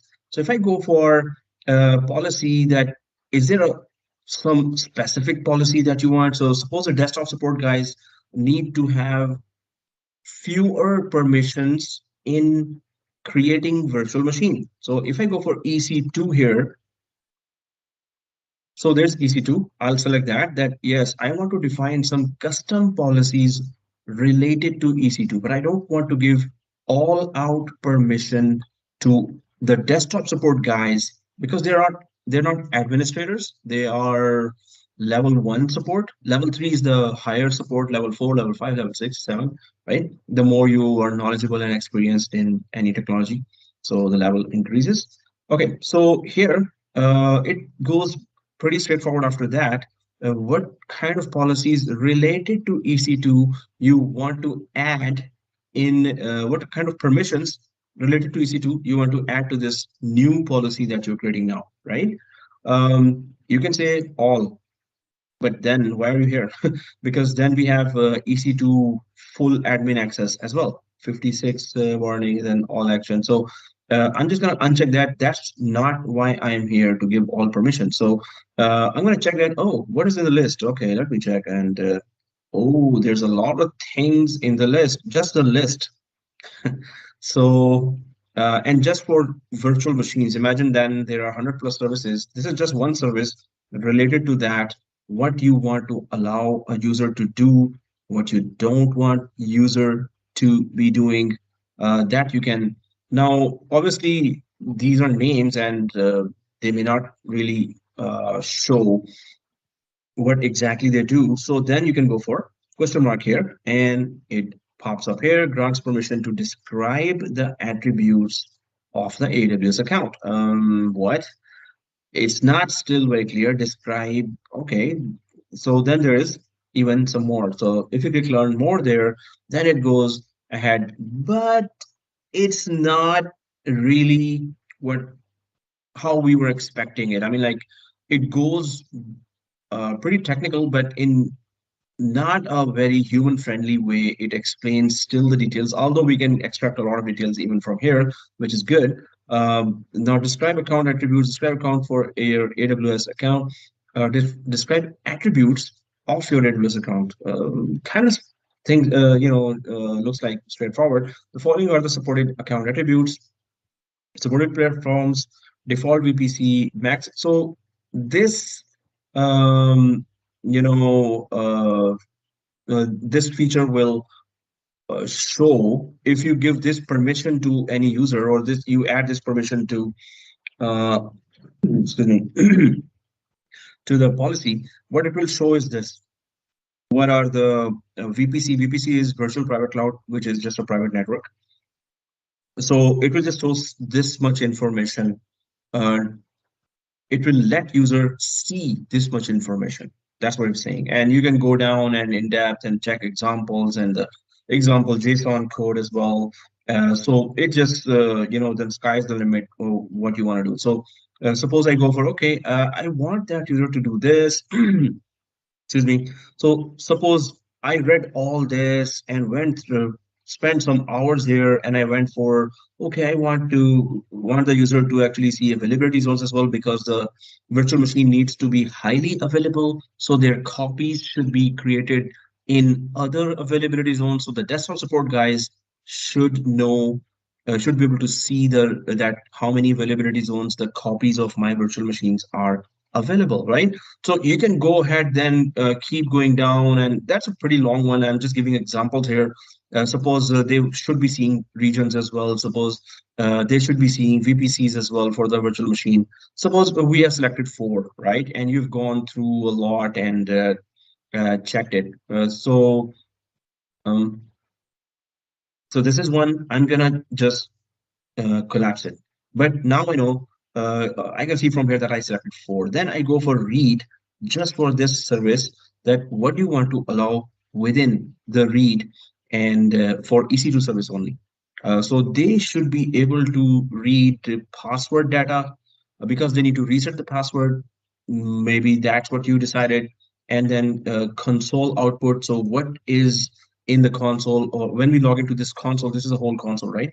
When we log into that, so they can get some kind of extra information. So you have to do your groundwork here, that whatever role the user was selected for, desktop support, but he or she knows a lot more, or desktop support, but he or she is a beginner, or maybe intern. So interning, they are still learning, right? So you can even go more stricter on that. So then you go for tagging. Oh, they should be creating tag, but they should not be deleting tag. Then you go for write. That's the most sensitive area here. What write means: change, modification, right? So they should be able to not delete anything. So I'm not gonna give any delete permissions to those guys. But then there's a lot of stuff here that we can allow them to do. Then again and again, I'm saying that you have to just do your homework there. You can come up with certain permissions. There are many Google groups, the YouTube videos that show, okay, for desktop support, these permissions you should select, and then they discuss the reason as well. So it's kind of a lot of groundwork needs to be established first. It takes time, but once you come up with the perfect permission set, combination of permissions, then obviously it's pretty safe environment for even new joinees. And obviously they're on probation. So 3 month probation, 2 month probation. So you see that they don't mess up anything, right? So anyway, it is the writing which is the most sensitive. So what do you want? You want them to allocate hosts, allocate assign IPv6, or anything else. A route table, you want to allocate that. So suppose you went through all the homework, discussed with your boss as well, and then went with a final decision. But you can see that it's pretty huge list, and this means how in depth the flexibility is with AWS. And that's the opposite in Azure, Microsoft Azure. When you go for custom policy, uh, they have still only done completed policies for only 3 services. That is really, really amazing for me, that there are 100 plus services they offer Microsoft Azure. But if you go with the same thing there in Azure, they only offer it customizing of 3 services only. So we are working on just one service, permission customization, right? And there are hundreds of those services with our AWS, and AWS has really completely done a lot of work on this. Okay, so suppose I chose some more configurations here. I'm just going to go up and close this. So I'm closing this, I'm closing this, and I'm closing this. So I have chosen from list 4 permissions, from read 2 selected, from tagging 1, from write 3. Now I'm still pretending that we have done our groundwork for that newly hired person, and then suppose you went for permissions management and then selected something other than delete. Okay, they can create permissions, modify VPC permissions, snapshot attribute, but cannot delete. Right? You've tried to be very careful here when it comes to new employees joining. Now, then first you selected the service. Okay, we want them to work on our virtual machines, but that's all they can do, whatever you selected here. There's action warning here. EC2 allocate host action requires one more action to provide full permission. So whenever you give a permission, there could be some dependencies there. Like you give this permission, you have to give another permission as well for it to work, for the first one to work at all, right? So it goes for that, oh, you have given one allocate host permission, so it requires one more, and supported resource types, dedicated host, tag keys, region. So dedicated host is one more, I think, that they are saying EC2 allocate host, but where? Get grant permission to allocate dedicated host to your account. I think allocate was in right, I think. So I'm just gonna, yeah, there you go, allocate host. And what is this? Dedicated host. Dedicated host is in D. Um, D. That should be up. Delete. Starts with delete. Del. That's it. DED is not there. Okay. Maybe it's create dedicated host or allocate dedicated host, or I'll just uncheck that because I'm just giving an example. Um, just to go ahead and yeah. Then comes, first of all, you go for selective permissions here. Then you go for resources, specify instance resource ARN for the get password data and one more action. So now they're saying that, okay, you have defined some permissions here, and what else is supposed to be there? So I am going to, actions is the resources that I need to click. So I'm going to just click resources. That just opens everything again. But it says here, hey, you have you have been careful up there. What about being careful here as well? Oh, so what do you mean? What I'm saying is that you have not specified resource with the capacity reservation add here to restrict. So do you want to further restrict access on those guys that are newly hired for these critical areas of AWS as well? Now, these are capacity reservation is very important. You want to reserve, suppose you want to reserve capacity of a virtual machine. What is capacity reservation? For example, um, you say that a virtual machine, our EC2 instance will run for 1 year. It is hosting a very critical application, and its CPU should be 8 core, its RAM should be 32 GB, and it should be all throughout the year. AWS, Mr. AWS, can you please provide us 6 core CPU and 32 GB RAM all year for one virtual machine? So that is called capacity reservation. You reserve certain capacity and you want it to be provided all year, for example, right? Now, the new guys that are desktop guys, I don't think they have that kind of knowledge to really, or maybe they need to gain trust first by doing excellent job, and then we can assign them capacity reservation and all this. So they are saying that you want to restrict access to these things if you want. So you have to configure at least one specify instance resource and for get password data one more action. So they're just saying that at least define anyone where do you want to put some restrictions on access. So there is this any in this account showing here, and when we click this question mark here, this question mark, it says represents a capacity reservation that reserves compute capacity for your EC2 instance in a specific availability zone for any user. So you're saying that from now on, these guys will not touch this, or they will have restricted access. Now, restricted access doesn't mean fully blocked. Restricted access just means there are some restrictions and you are not having all out access to do anything you want with this feature, right? So these are all the features of EC2 instance, and I have configured just one here that they should have restricted access to this.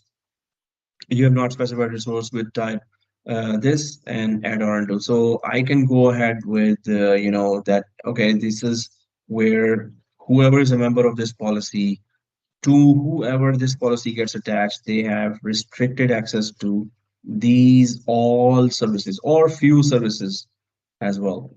So you are allowing or you're just giving some kind of putting some kind of restriction there, right? So that's a pretty long list. So the thing is, when you're creating a policy in AWS, it's pretty much a challenging task to come up with a perfect combination of permissions to allow users to use certain features and not use certain features, or use certain features with lesser permissions, right? So some examples of that, yeah, we've just talked about that, but there are so many features. 2 years ago, it used to be very less. Now it's a pretty long list of things that you can restrict access to. Uh, okay, if I go here, request conditions. So what are the conditions that needs to be met um, for the users so they could really do their job? So first of all, you can say that whoever is attached to this policy, if they did not configure MFA, then they cannot connect to our AWS at all, right? Requires console users and those with temporary credentials to authenticate with an MFA device for these. So you have put a requirement now. And second thing is source IP. What is that? Source IP is that you can connect only from behind this IP. So suppose your branch is in Toronto and Toronto branch has an IP. So I'm just going to give an example of what is my IP. So this is the uh, public IP assigned to you by ISP, your internet provider, right? Uh, that public IP assigned to your branch. Our residential IPs, this is my public IP for my DSL router, but it will change very soon. If you go to your browser and you put this, what is my IP? So you will also not be able to, you will be able to see that public IP, but maybe in tomorrow, the day after tomorrow, it will be changed, right? So residential IPs, they keep on changing. But the branch IPs, the commercial IPs, they are all static because they offer services for that, for which they need to keep the IP, the same IP there, because if the IP changes, the service may go down, right? So suppose I give my DSL public IP, and suppose this is the Toronto branch IP of my company. So then what I will do, I will just put that IP range here. Obviously, this remains static, right? It doesn't change for the branch unless we want to change it. Then we request and then they change, but it doesn't change. So now you're saying that whoever this policy is attached to must have MFA and should only connect from Toronto branch. Suppose that person is trying to connect to our AWS from home, so that IP needs to be either added here, or he or she cannot connect from home or anywhere outside of the Toronto branch. They cannot connect to our AWS services if it is source IP based, right? So, and you can give ranges of IP as well, or different IPs here. Now, this is overall, what we see here for AWS policy. And so now you see, first you have to select a policy here, a service here. So we selected. EC2, right? And then second thing is, okay, wow, that's going to down. Yeah, this is what I selected, but it was not contracting, collapsing. Then the second thing about the virtual machine, we went for what kind of actions a user is allowed to perform. Now it shows what we have selected. From list, we selected this. From read, we selected this. Tagging, write, we selected this. Obviously, write should be more, but I just went for some examples just to show that how to create a custom policy and what to look for it inside. And then resources, what resources you want to restrict access for these guys. And then further restriction. I mean, they might want to quit after seeing so many restrictions. No, no, they won't. So the thing is that, yes, this is all the flexibility and all the types of restrictions that you can choose from to implement. Obviously, source IP and MFA both are very, very important. We always put it there for anyone who's, connecting to our resources in our company. MFA, obviously, it's a must thing. And then source IP for critical resources you want to connect to, then you have to connect just with that particular source IP. Suppose you just went to a restaurant for 1 hour, but you're still working. Now you cannot connect from a restaurant, which is a unprotected network, to our AWS company resources, right? So you must add a source IP for all the virtual machine access and all any service access for the company. So we went through all these, but then there are add additional permissions. If I click that, so okay, so that's again the whole step. If you want to add addition, so remember that I added this for just the EC2 or virtual machine. This is all about just one service. There are 100 plus services in AWS.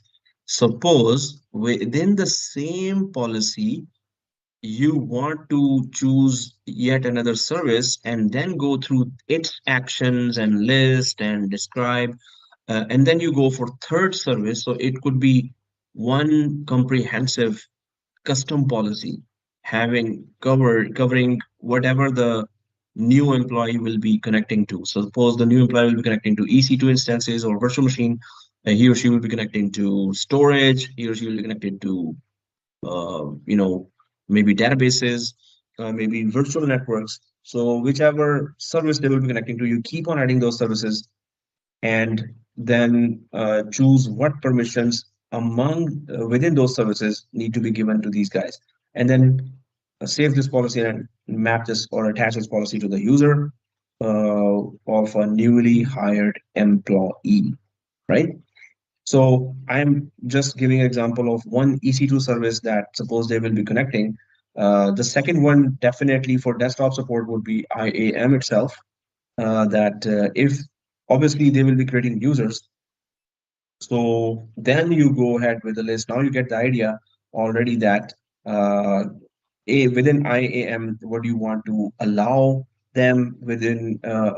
So read, what they can tag, what they can write, they can create users. So suppose I go for write and there's a create. Oh yes, they can create group.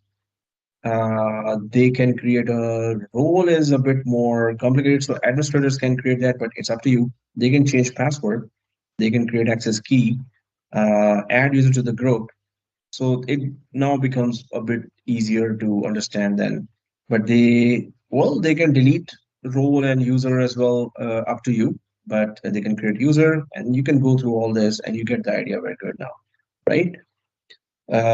So within resources, they're saying that whatever you selected above, so you can still specify group resource ARN for the add user to group and one more action. So uh, you can restrict access to those areas or limited access could be given. But now I hope we get an idea about all this custom policy. Now I'm going to go ahead and click tags. We know how to add tags, but so I'm just gonna go ahead and review. And in review, they say that why don't you just put that name of the policy? So suppose it's desktop support That's it. Desktop support, actually policy. So you would know that this policy is going to restrict them and give them very limited permissions to do anything across AWS, right? You can give a description here as well, and the summary is all whatever you have selected. And then we can create a policy and see. Okay, create policy here. Then I'm going to just click that button.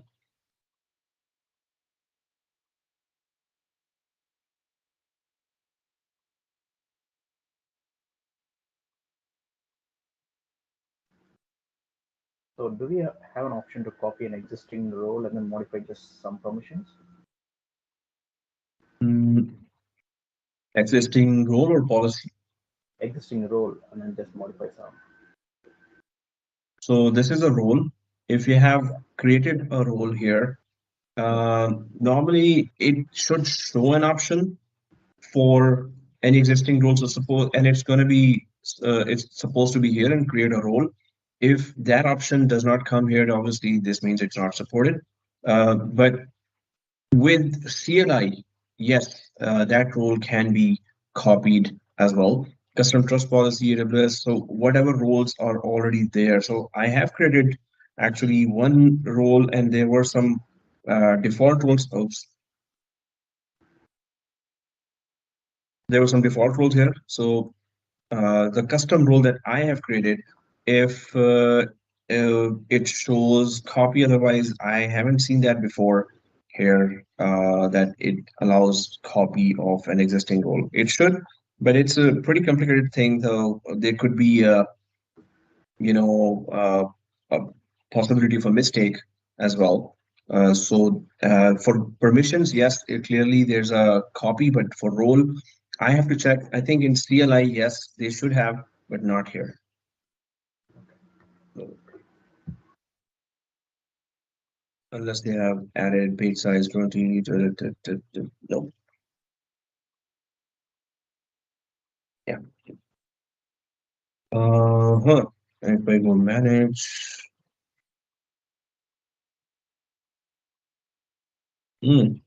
rules anywhere, set up a certificate,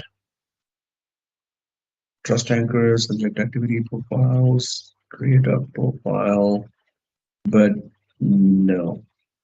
Create trust anchor. Trust anchor refers to the trust relationship between roles anywhere and your certificate authority. Yeah, that's related to specific certificate authority related role.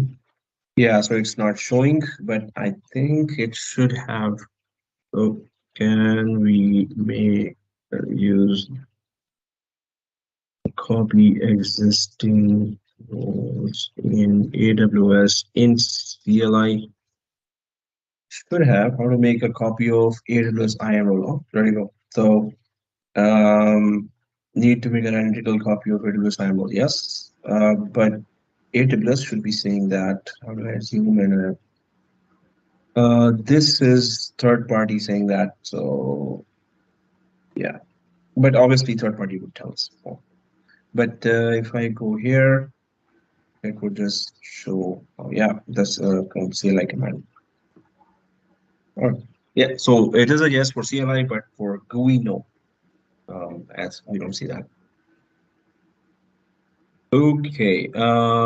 Well, I could just put that search there because it has all the links, or obviously you can also Google that. But if I go back here, I'll just add it there.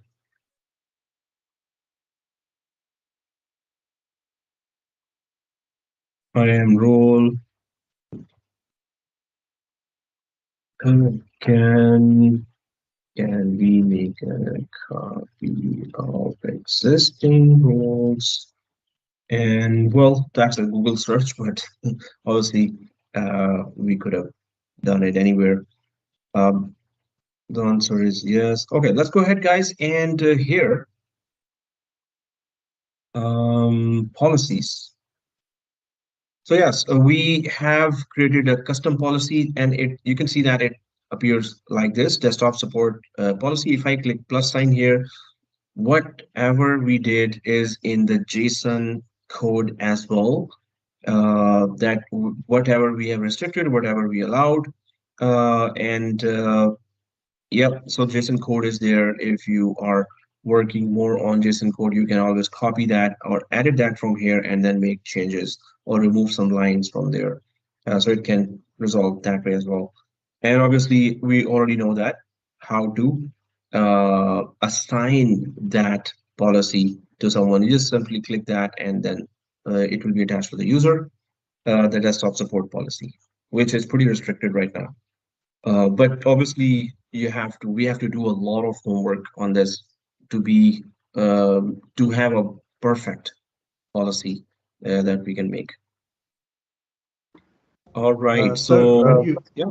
Mhm. sir, when you change your pointer, so just let us know. Okay, I'm at the. So I'm just going to yeah, we were talking about policies here, and with policy we went for custom policies, and with custom policies we explored a lot of options there inside custom policies. We created that policy. Now how to attach this policy, then that's pretty straightforward and easy to follow, right? Now within the policy, that's it. Either you have built-in policies or you can create your own policies, but that's where AWS and Microsoft Azure differ to to huge level. I mean, like I'm still amazed that Microsoft did not come up with a custom set of permissions other than just three services. It's been 3 4 years I've been showing this AWS to students. While I was looking at Microsoft, they came up with many other things, but this is something that I'm truly amazed at and disappointed that Microsoft did not come up with a lot of these custom permissions for all the policies. When you see that, or and those who have gone through this Azure course, you can just check that again, how good AWS is in this. Okay, so other than that, there is identity providers. Identity providers, that's also in AWS, in Azure, and it is also in Google Cloud. So have you considered using AWS IAM Identity Center? Now, identity providers, what is this? Use an identity provider IDP to manage your user identities outside of AWS, but grant the user identity permissions to use AWS resources.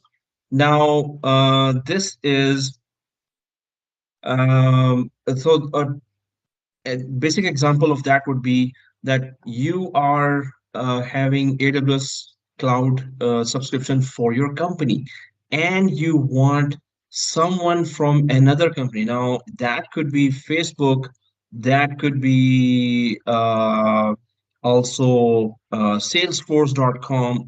Maybe you have some contract from Salesforce form. So salesforce.com people, and those contractors need to connect to you. Now, for that, suppose there are maybe end users and you're offering something very cool in terms of the services here. Your and sales, there are 500 employees of salesforce.com that want to use that custom software that suppose you have built, and you those employees want access to that custom software, right? So 500 users want to connect to your AWS custom built software. If suppose that's the scenario, right? Now, what happens is either you can create those 500 users here one by one, or obviously through a script, or you can actually trust. So AWS will say, hey, Salesforce.com, I trust your authentication, right? I trust your authentication way.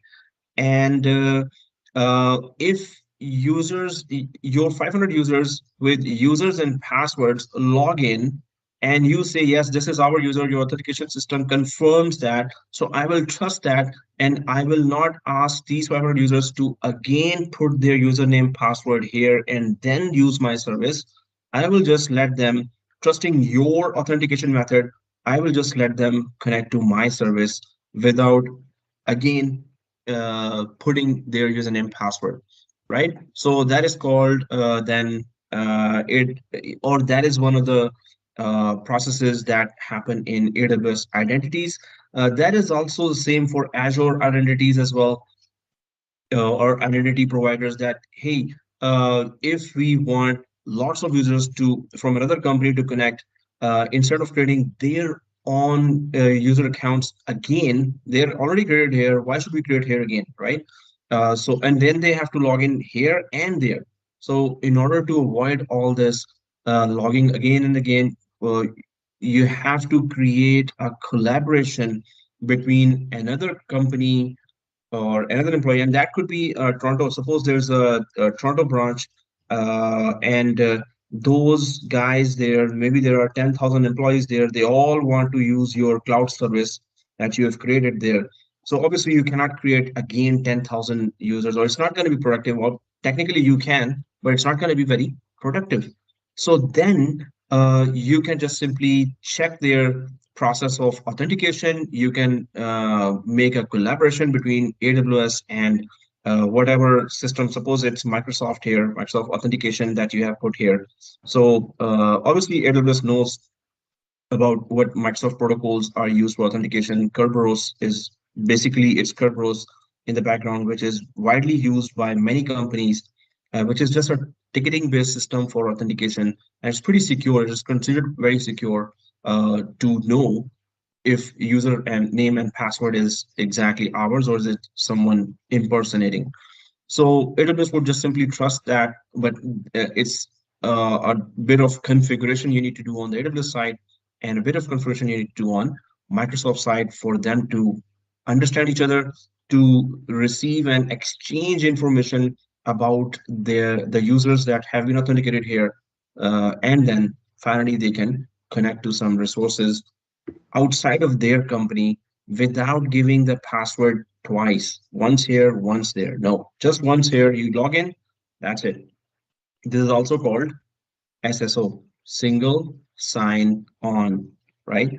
I have configured that for, my company is totally online, and there are few services on the web that we have purchased. So those services need to be, there's a, desktop, or there's a ticketing system that we purchased. So that had to be integrated with our Azure environment, and also there's another seating system for pandemic, so we had to connect that. So that is called SSO, where you provide your own identity. Your users just log in once, and then they just simply use the service without logging again to the outside or other company portal. So that's pretty. So that's So that is I'm just federated changing. access, right? Sorry. So Yeah, that is sorry, you were federated saying? access, right? Yes, that Okay. would be federated access when it comes to on-premises, and when it comes to ADFS, also involved Active Directory Federation services. Servers are installed. So yes, that would be called federated access, or via SAML, uh, security assertion markup language. But the thing is, across the websites, yes, we all used an OAuth and open authentication. So we're going to be talking about those types of authentication protocol. I'm switching from diagram to this AWS console now. So here, the concept is pretty straightforward in terms of, okay, users should not be logging in two times. They should be logging in one time from the source where they are, and then that's it. They should be accessing the service. So that's the overall concept. But when we go for actual providing or actual connectivity, that's where it gets a bit more complicated. That suppose it's salesforce.com, or it is facebook.com, or it is google.com. So they all have a bit different ways to connect to your authentication provider. So, well, here first it says, have you considered using AWS IAM Identity Center? So, identity providers, they are putting these services, whatever it's offering, into another under the new platform, or not platform, under the new name. AWS IAM Identity Center makes it easy to centrally manage access to multiple AWS accounts and provide users with single sign-on access to all their assigned accounts from one place. So they're saying that we're moving all this to this new service name here. With IAM Identity Center, you can create and manage user identities in IAM Identity Center, or easily connect to your existing SAML 2.0 compatible identity provider. So they're just saying that we have moved this, or we are moving this service there. Before we click that, so I'm just going to click that add provider. And if I click the add provider, now they have mentioned one more thing. I'll just cancel that. They have mentioned one more thing: multiple AWS accounts. So this is actually AWS connecting to AWS, right? Before I was saying that it's different companies. So yes, they do already. They're saying here, but even multiple AWS accounts, you have, and maybe I've discussed that before as well. That why would you want to have multiple AWS accounts? Because one AWS account, suppose this AWS account is dedicated for just development work or testing of the virtual machine. But there's another AWS account, suppose the company opens and attaches another credit card to that, and that AWS account is for production environments. The most critical data that they have there would be on a totally separate AWS account. So suppose a big company has 10, 20 AWS accounts for different type of departments, for different branches, for different types of software, whatever their separation of administration need is. But if you want to manage multiple AWS accounts, then also IAM Identity Center or identity providers will be easy for. So now first I'm gonna click their Add Provider button. So we are on the Add Provider screen, where it says, hey, who do you want to connect to? Who do you want this AWS to connect? Establish trust between your AWS account and a SAML 2.0 compatible identity provider such as Shibboleth or Active Directory Federation Services. When it comes to, I just created that diagram for Federation Services. This is if you have that local branch here. I'm opening,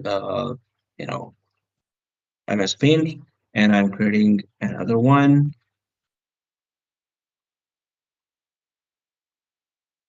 Great. So here, suppose this is our Toronto branch, and then you have this. You have a lot of physical, virtual machines deployed here. There are file servers, there are web servers, and there are maybe 10,000 users in this branch that are coming. It's a big one. So those users would be using outside of the company. Services as well, web services as well. So for that purpose, you have to create Active Directory Federation Services, ADFS.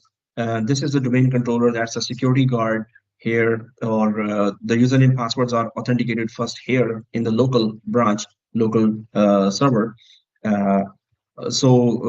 Now, if some users want to connect to a service that is being provided in the cloud. So in that case, suppose it's AWS or Azure or Google Cloud, but you have some web services or web applications configured here that the users want to use. So for that, then you have to make a SAML 2.0 connection here, where it needs to have certain authentication and critical information of the connectivity and the identity providing server in an encrypted way. You need to have that information. exchanged between AWS and AWS. So ADFS, what is this?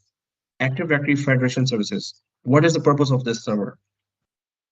A user, suppose there's a web application and its URL has been emailed to all the users in the branch. So suppose the URL starts with https colon slash slash and then the whole url.com or something. So the user clicks that. Now this resource is outside of this branch, right? So as soon as the user here clicks this, it tries to go outside, so ADFS detects that, oh, okay, and it already has that communication with AWS or collaboration has been done already. That if any link for this application is clicked here, then the user's connection will go through ADFS. So what ADFS does is it checks that, oh, is this our user or not? So it checks back with Active Directory. Hey, Active Directory, you have all the users and groups information. Can you check this is our user or not? Active Directory says yes, this is our user.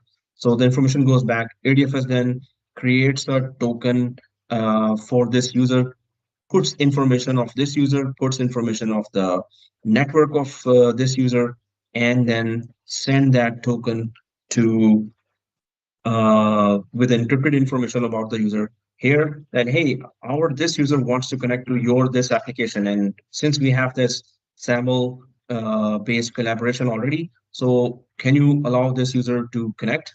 And AWS checks the token with all the encrypted information about the network, and then it allows the user. So what happens is this user just simply logs in one time, puts username password here, and ADFS just does the cross checks. User has clicked the link after username password putting there. User has clicked the link. Now that whole confirmation is going on there without using, user has to put the password again. The whole information goes up there, and then AWS allows that user to connect. So ADFS provides single sign-on as well, but you have to make that collaboration. You have some on-premises servers, then you have to go through the configuration steps to connect to AWS. So both, so the users on in on-premises branch can connect with just one time entering the username password to an outside application. So that is called SAML 2.0 connectivity of the users to AWS. So that's one way to provide identity. Yeah, you were saying? SAML, what is SAML, sir? You did not explain So SAML. yeah, so SAML is a security assertion markup language. And let me just quickly, yeah, sure, explain that here. So SAML, And FADF, what is that? Federation something. FAT, ADFS, or ADFS, yeah. yeah, I was just explaining about ADFS, that it offers SSO or single sign-on, or the user once puts the password, username password only once to connect to go outside. So user logs in from this branch, right? And then he or she doesn't have to give his username password again to connect to this service, while this is another company AWS service and this is another company, but user has to just put one time username password and then connect to a service that is outside of its environment. So that is ADFS provides that kind of single sign-on. Single sign-on just means that you just sign in once and use multiple services, multiple applications without signing in again for each application. So that's what ADFS provides. So you AWS wants to connect to ADFS, then they have to do some go through some configurational information implementation.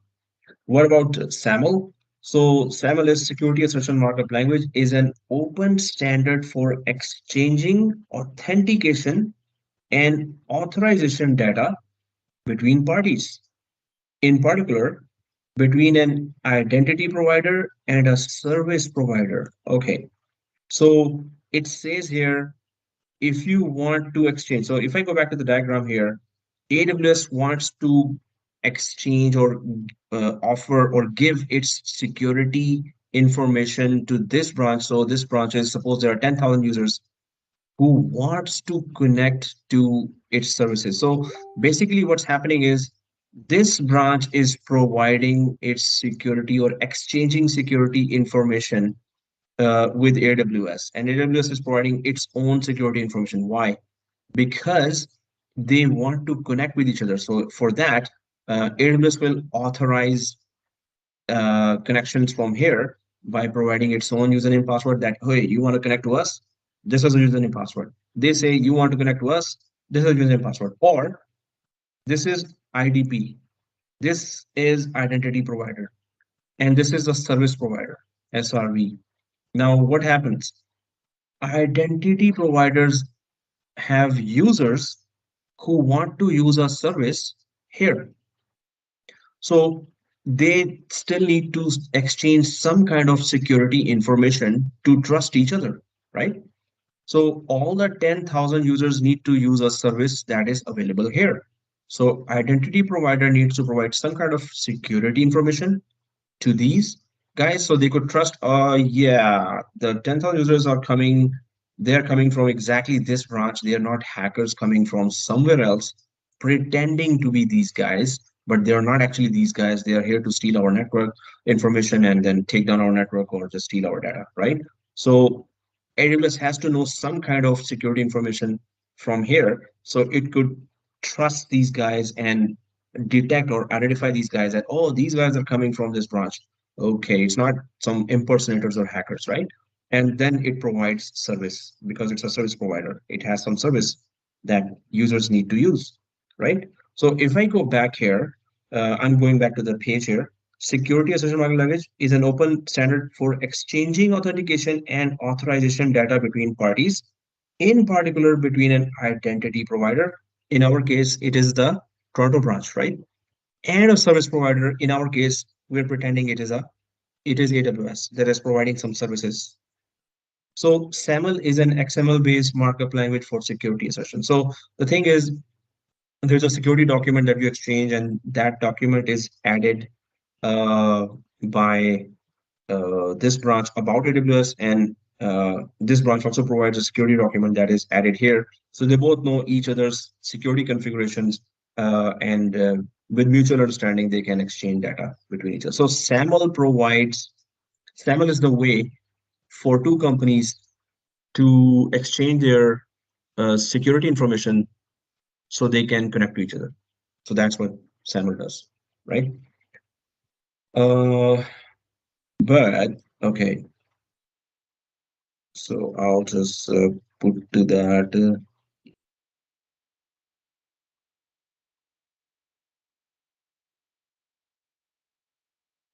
And if we go ahead, yeah, so obviously, if the whole configuration needs to be done, then you have to have one branch somewhere and ADFS installed, deployed there, and then you can connect from that ADFS to AWS. But that's where you start from AWS here, right? Then there is OpenID Connect here as well. Establish trust between your AWS account and identity provider services such as Google or Salesforce. So that was my example that you want from cloud to cloud connectivity. Uh, there's AWS Cloud here, and there is Salesforce.com website or Google.com website of a company, and companies 500 employees or 5,000 employees want to connect to your AWS. So then you go for OpenID Connect because that's how many companies connect to each other. So what is OpenID Connect and how to connect, suppose AWS to Google? So first of all, if we go for,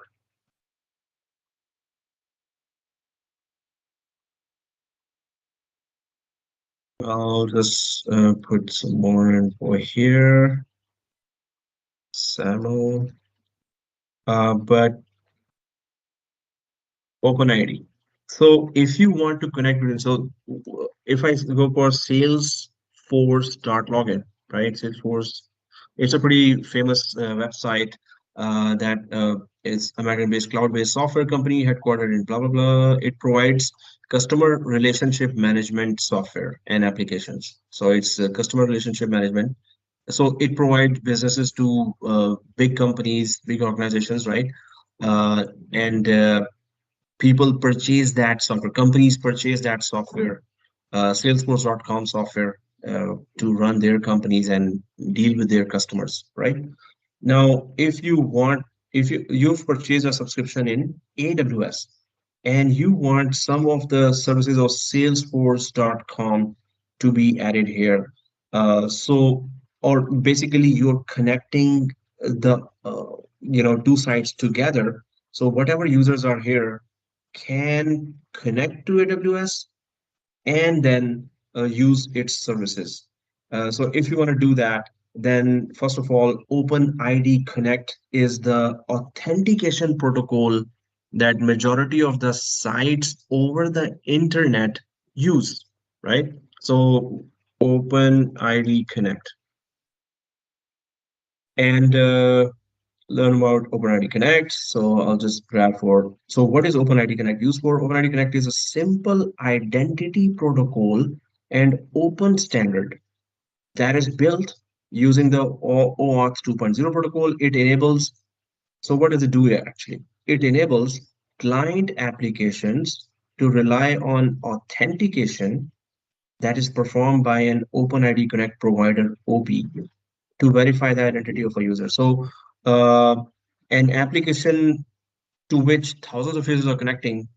So application wants to know, are these thousands of users connecting to me are actual users or hackers coming here and stealing my data or destroying my data?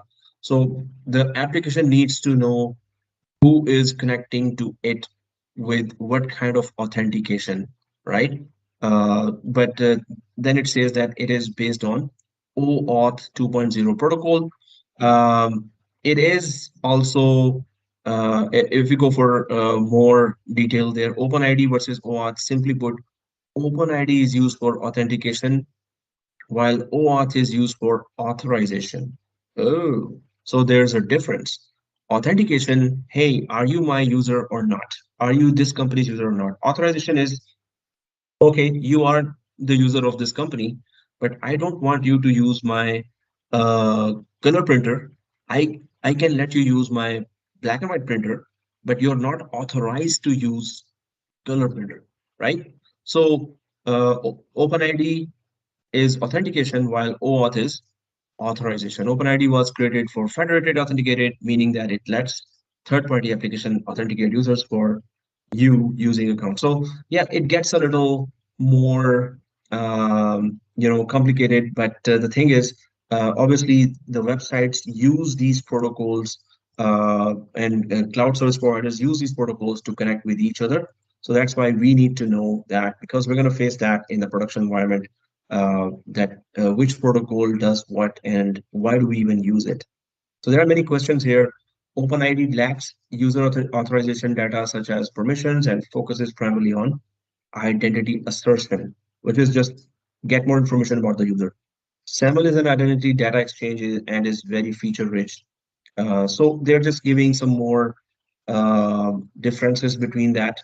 But overall, what we need to think, what we need to understand is that with the help of OpenID, uh, two different company domains and sites can communicate with each other because they all follow or accept the OpenID authentication protocol when they are changing information over the internet.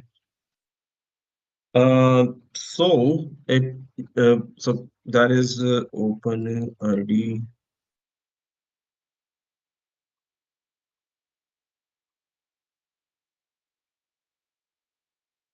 Okay, so here it says establish trust between your AWS account and identity provider services such as Google or Salesforce, right? So this means that there has to be a step-by-step documentation for if you want to connect from AWS to Google. So if I go for another documentation here, and that is how to connect AWS to Google. If we just go for that, because there are so many documentation in Azure as well, how to connect Google to Azure, how to set up IAM federation using Google Workspace, and Amazon has actually provided that, which is pretty cool.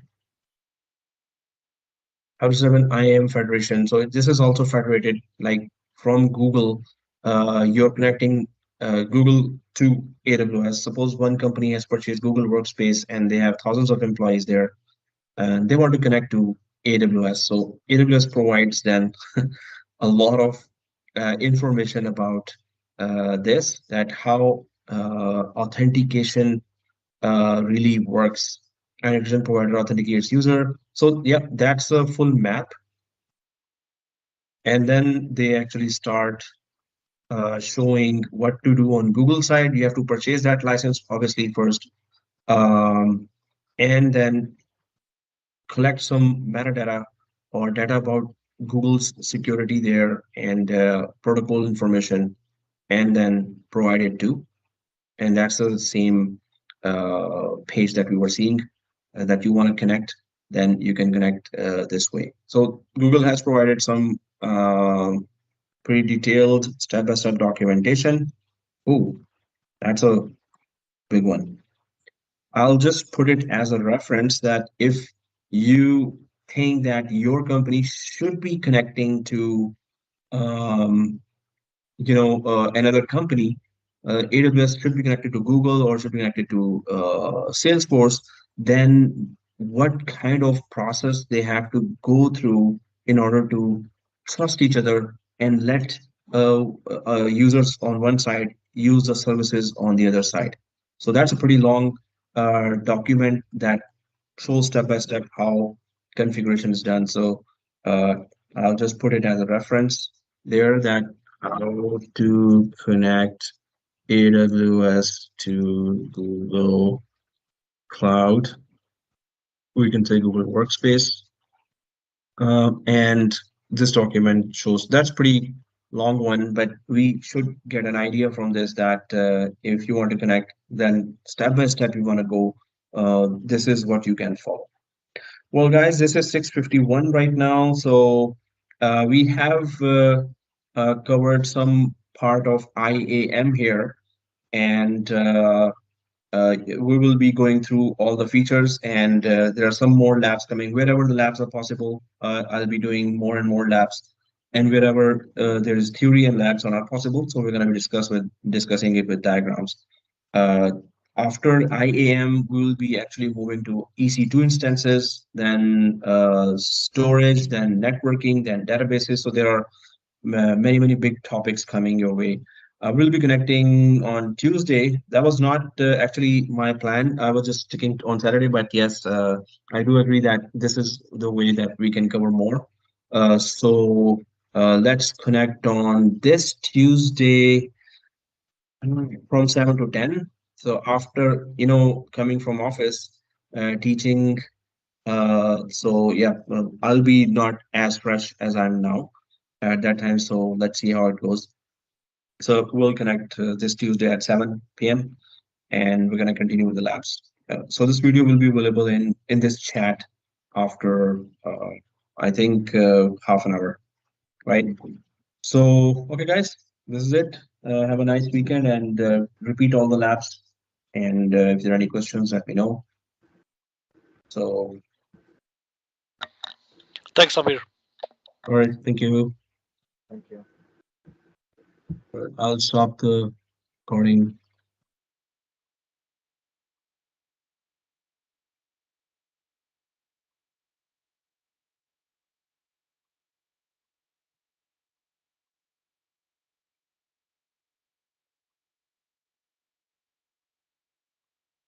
Let's carry on. Guys, if this Teams doesn't work well, then I'll just switch to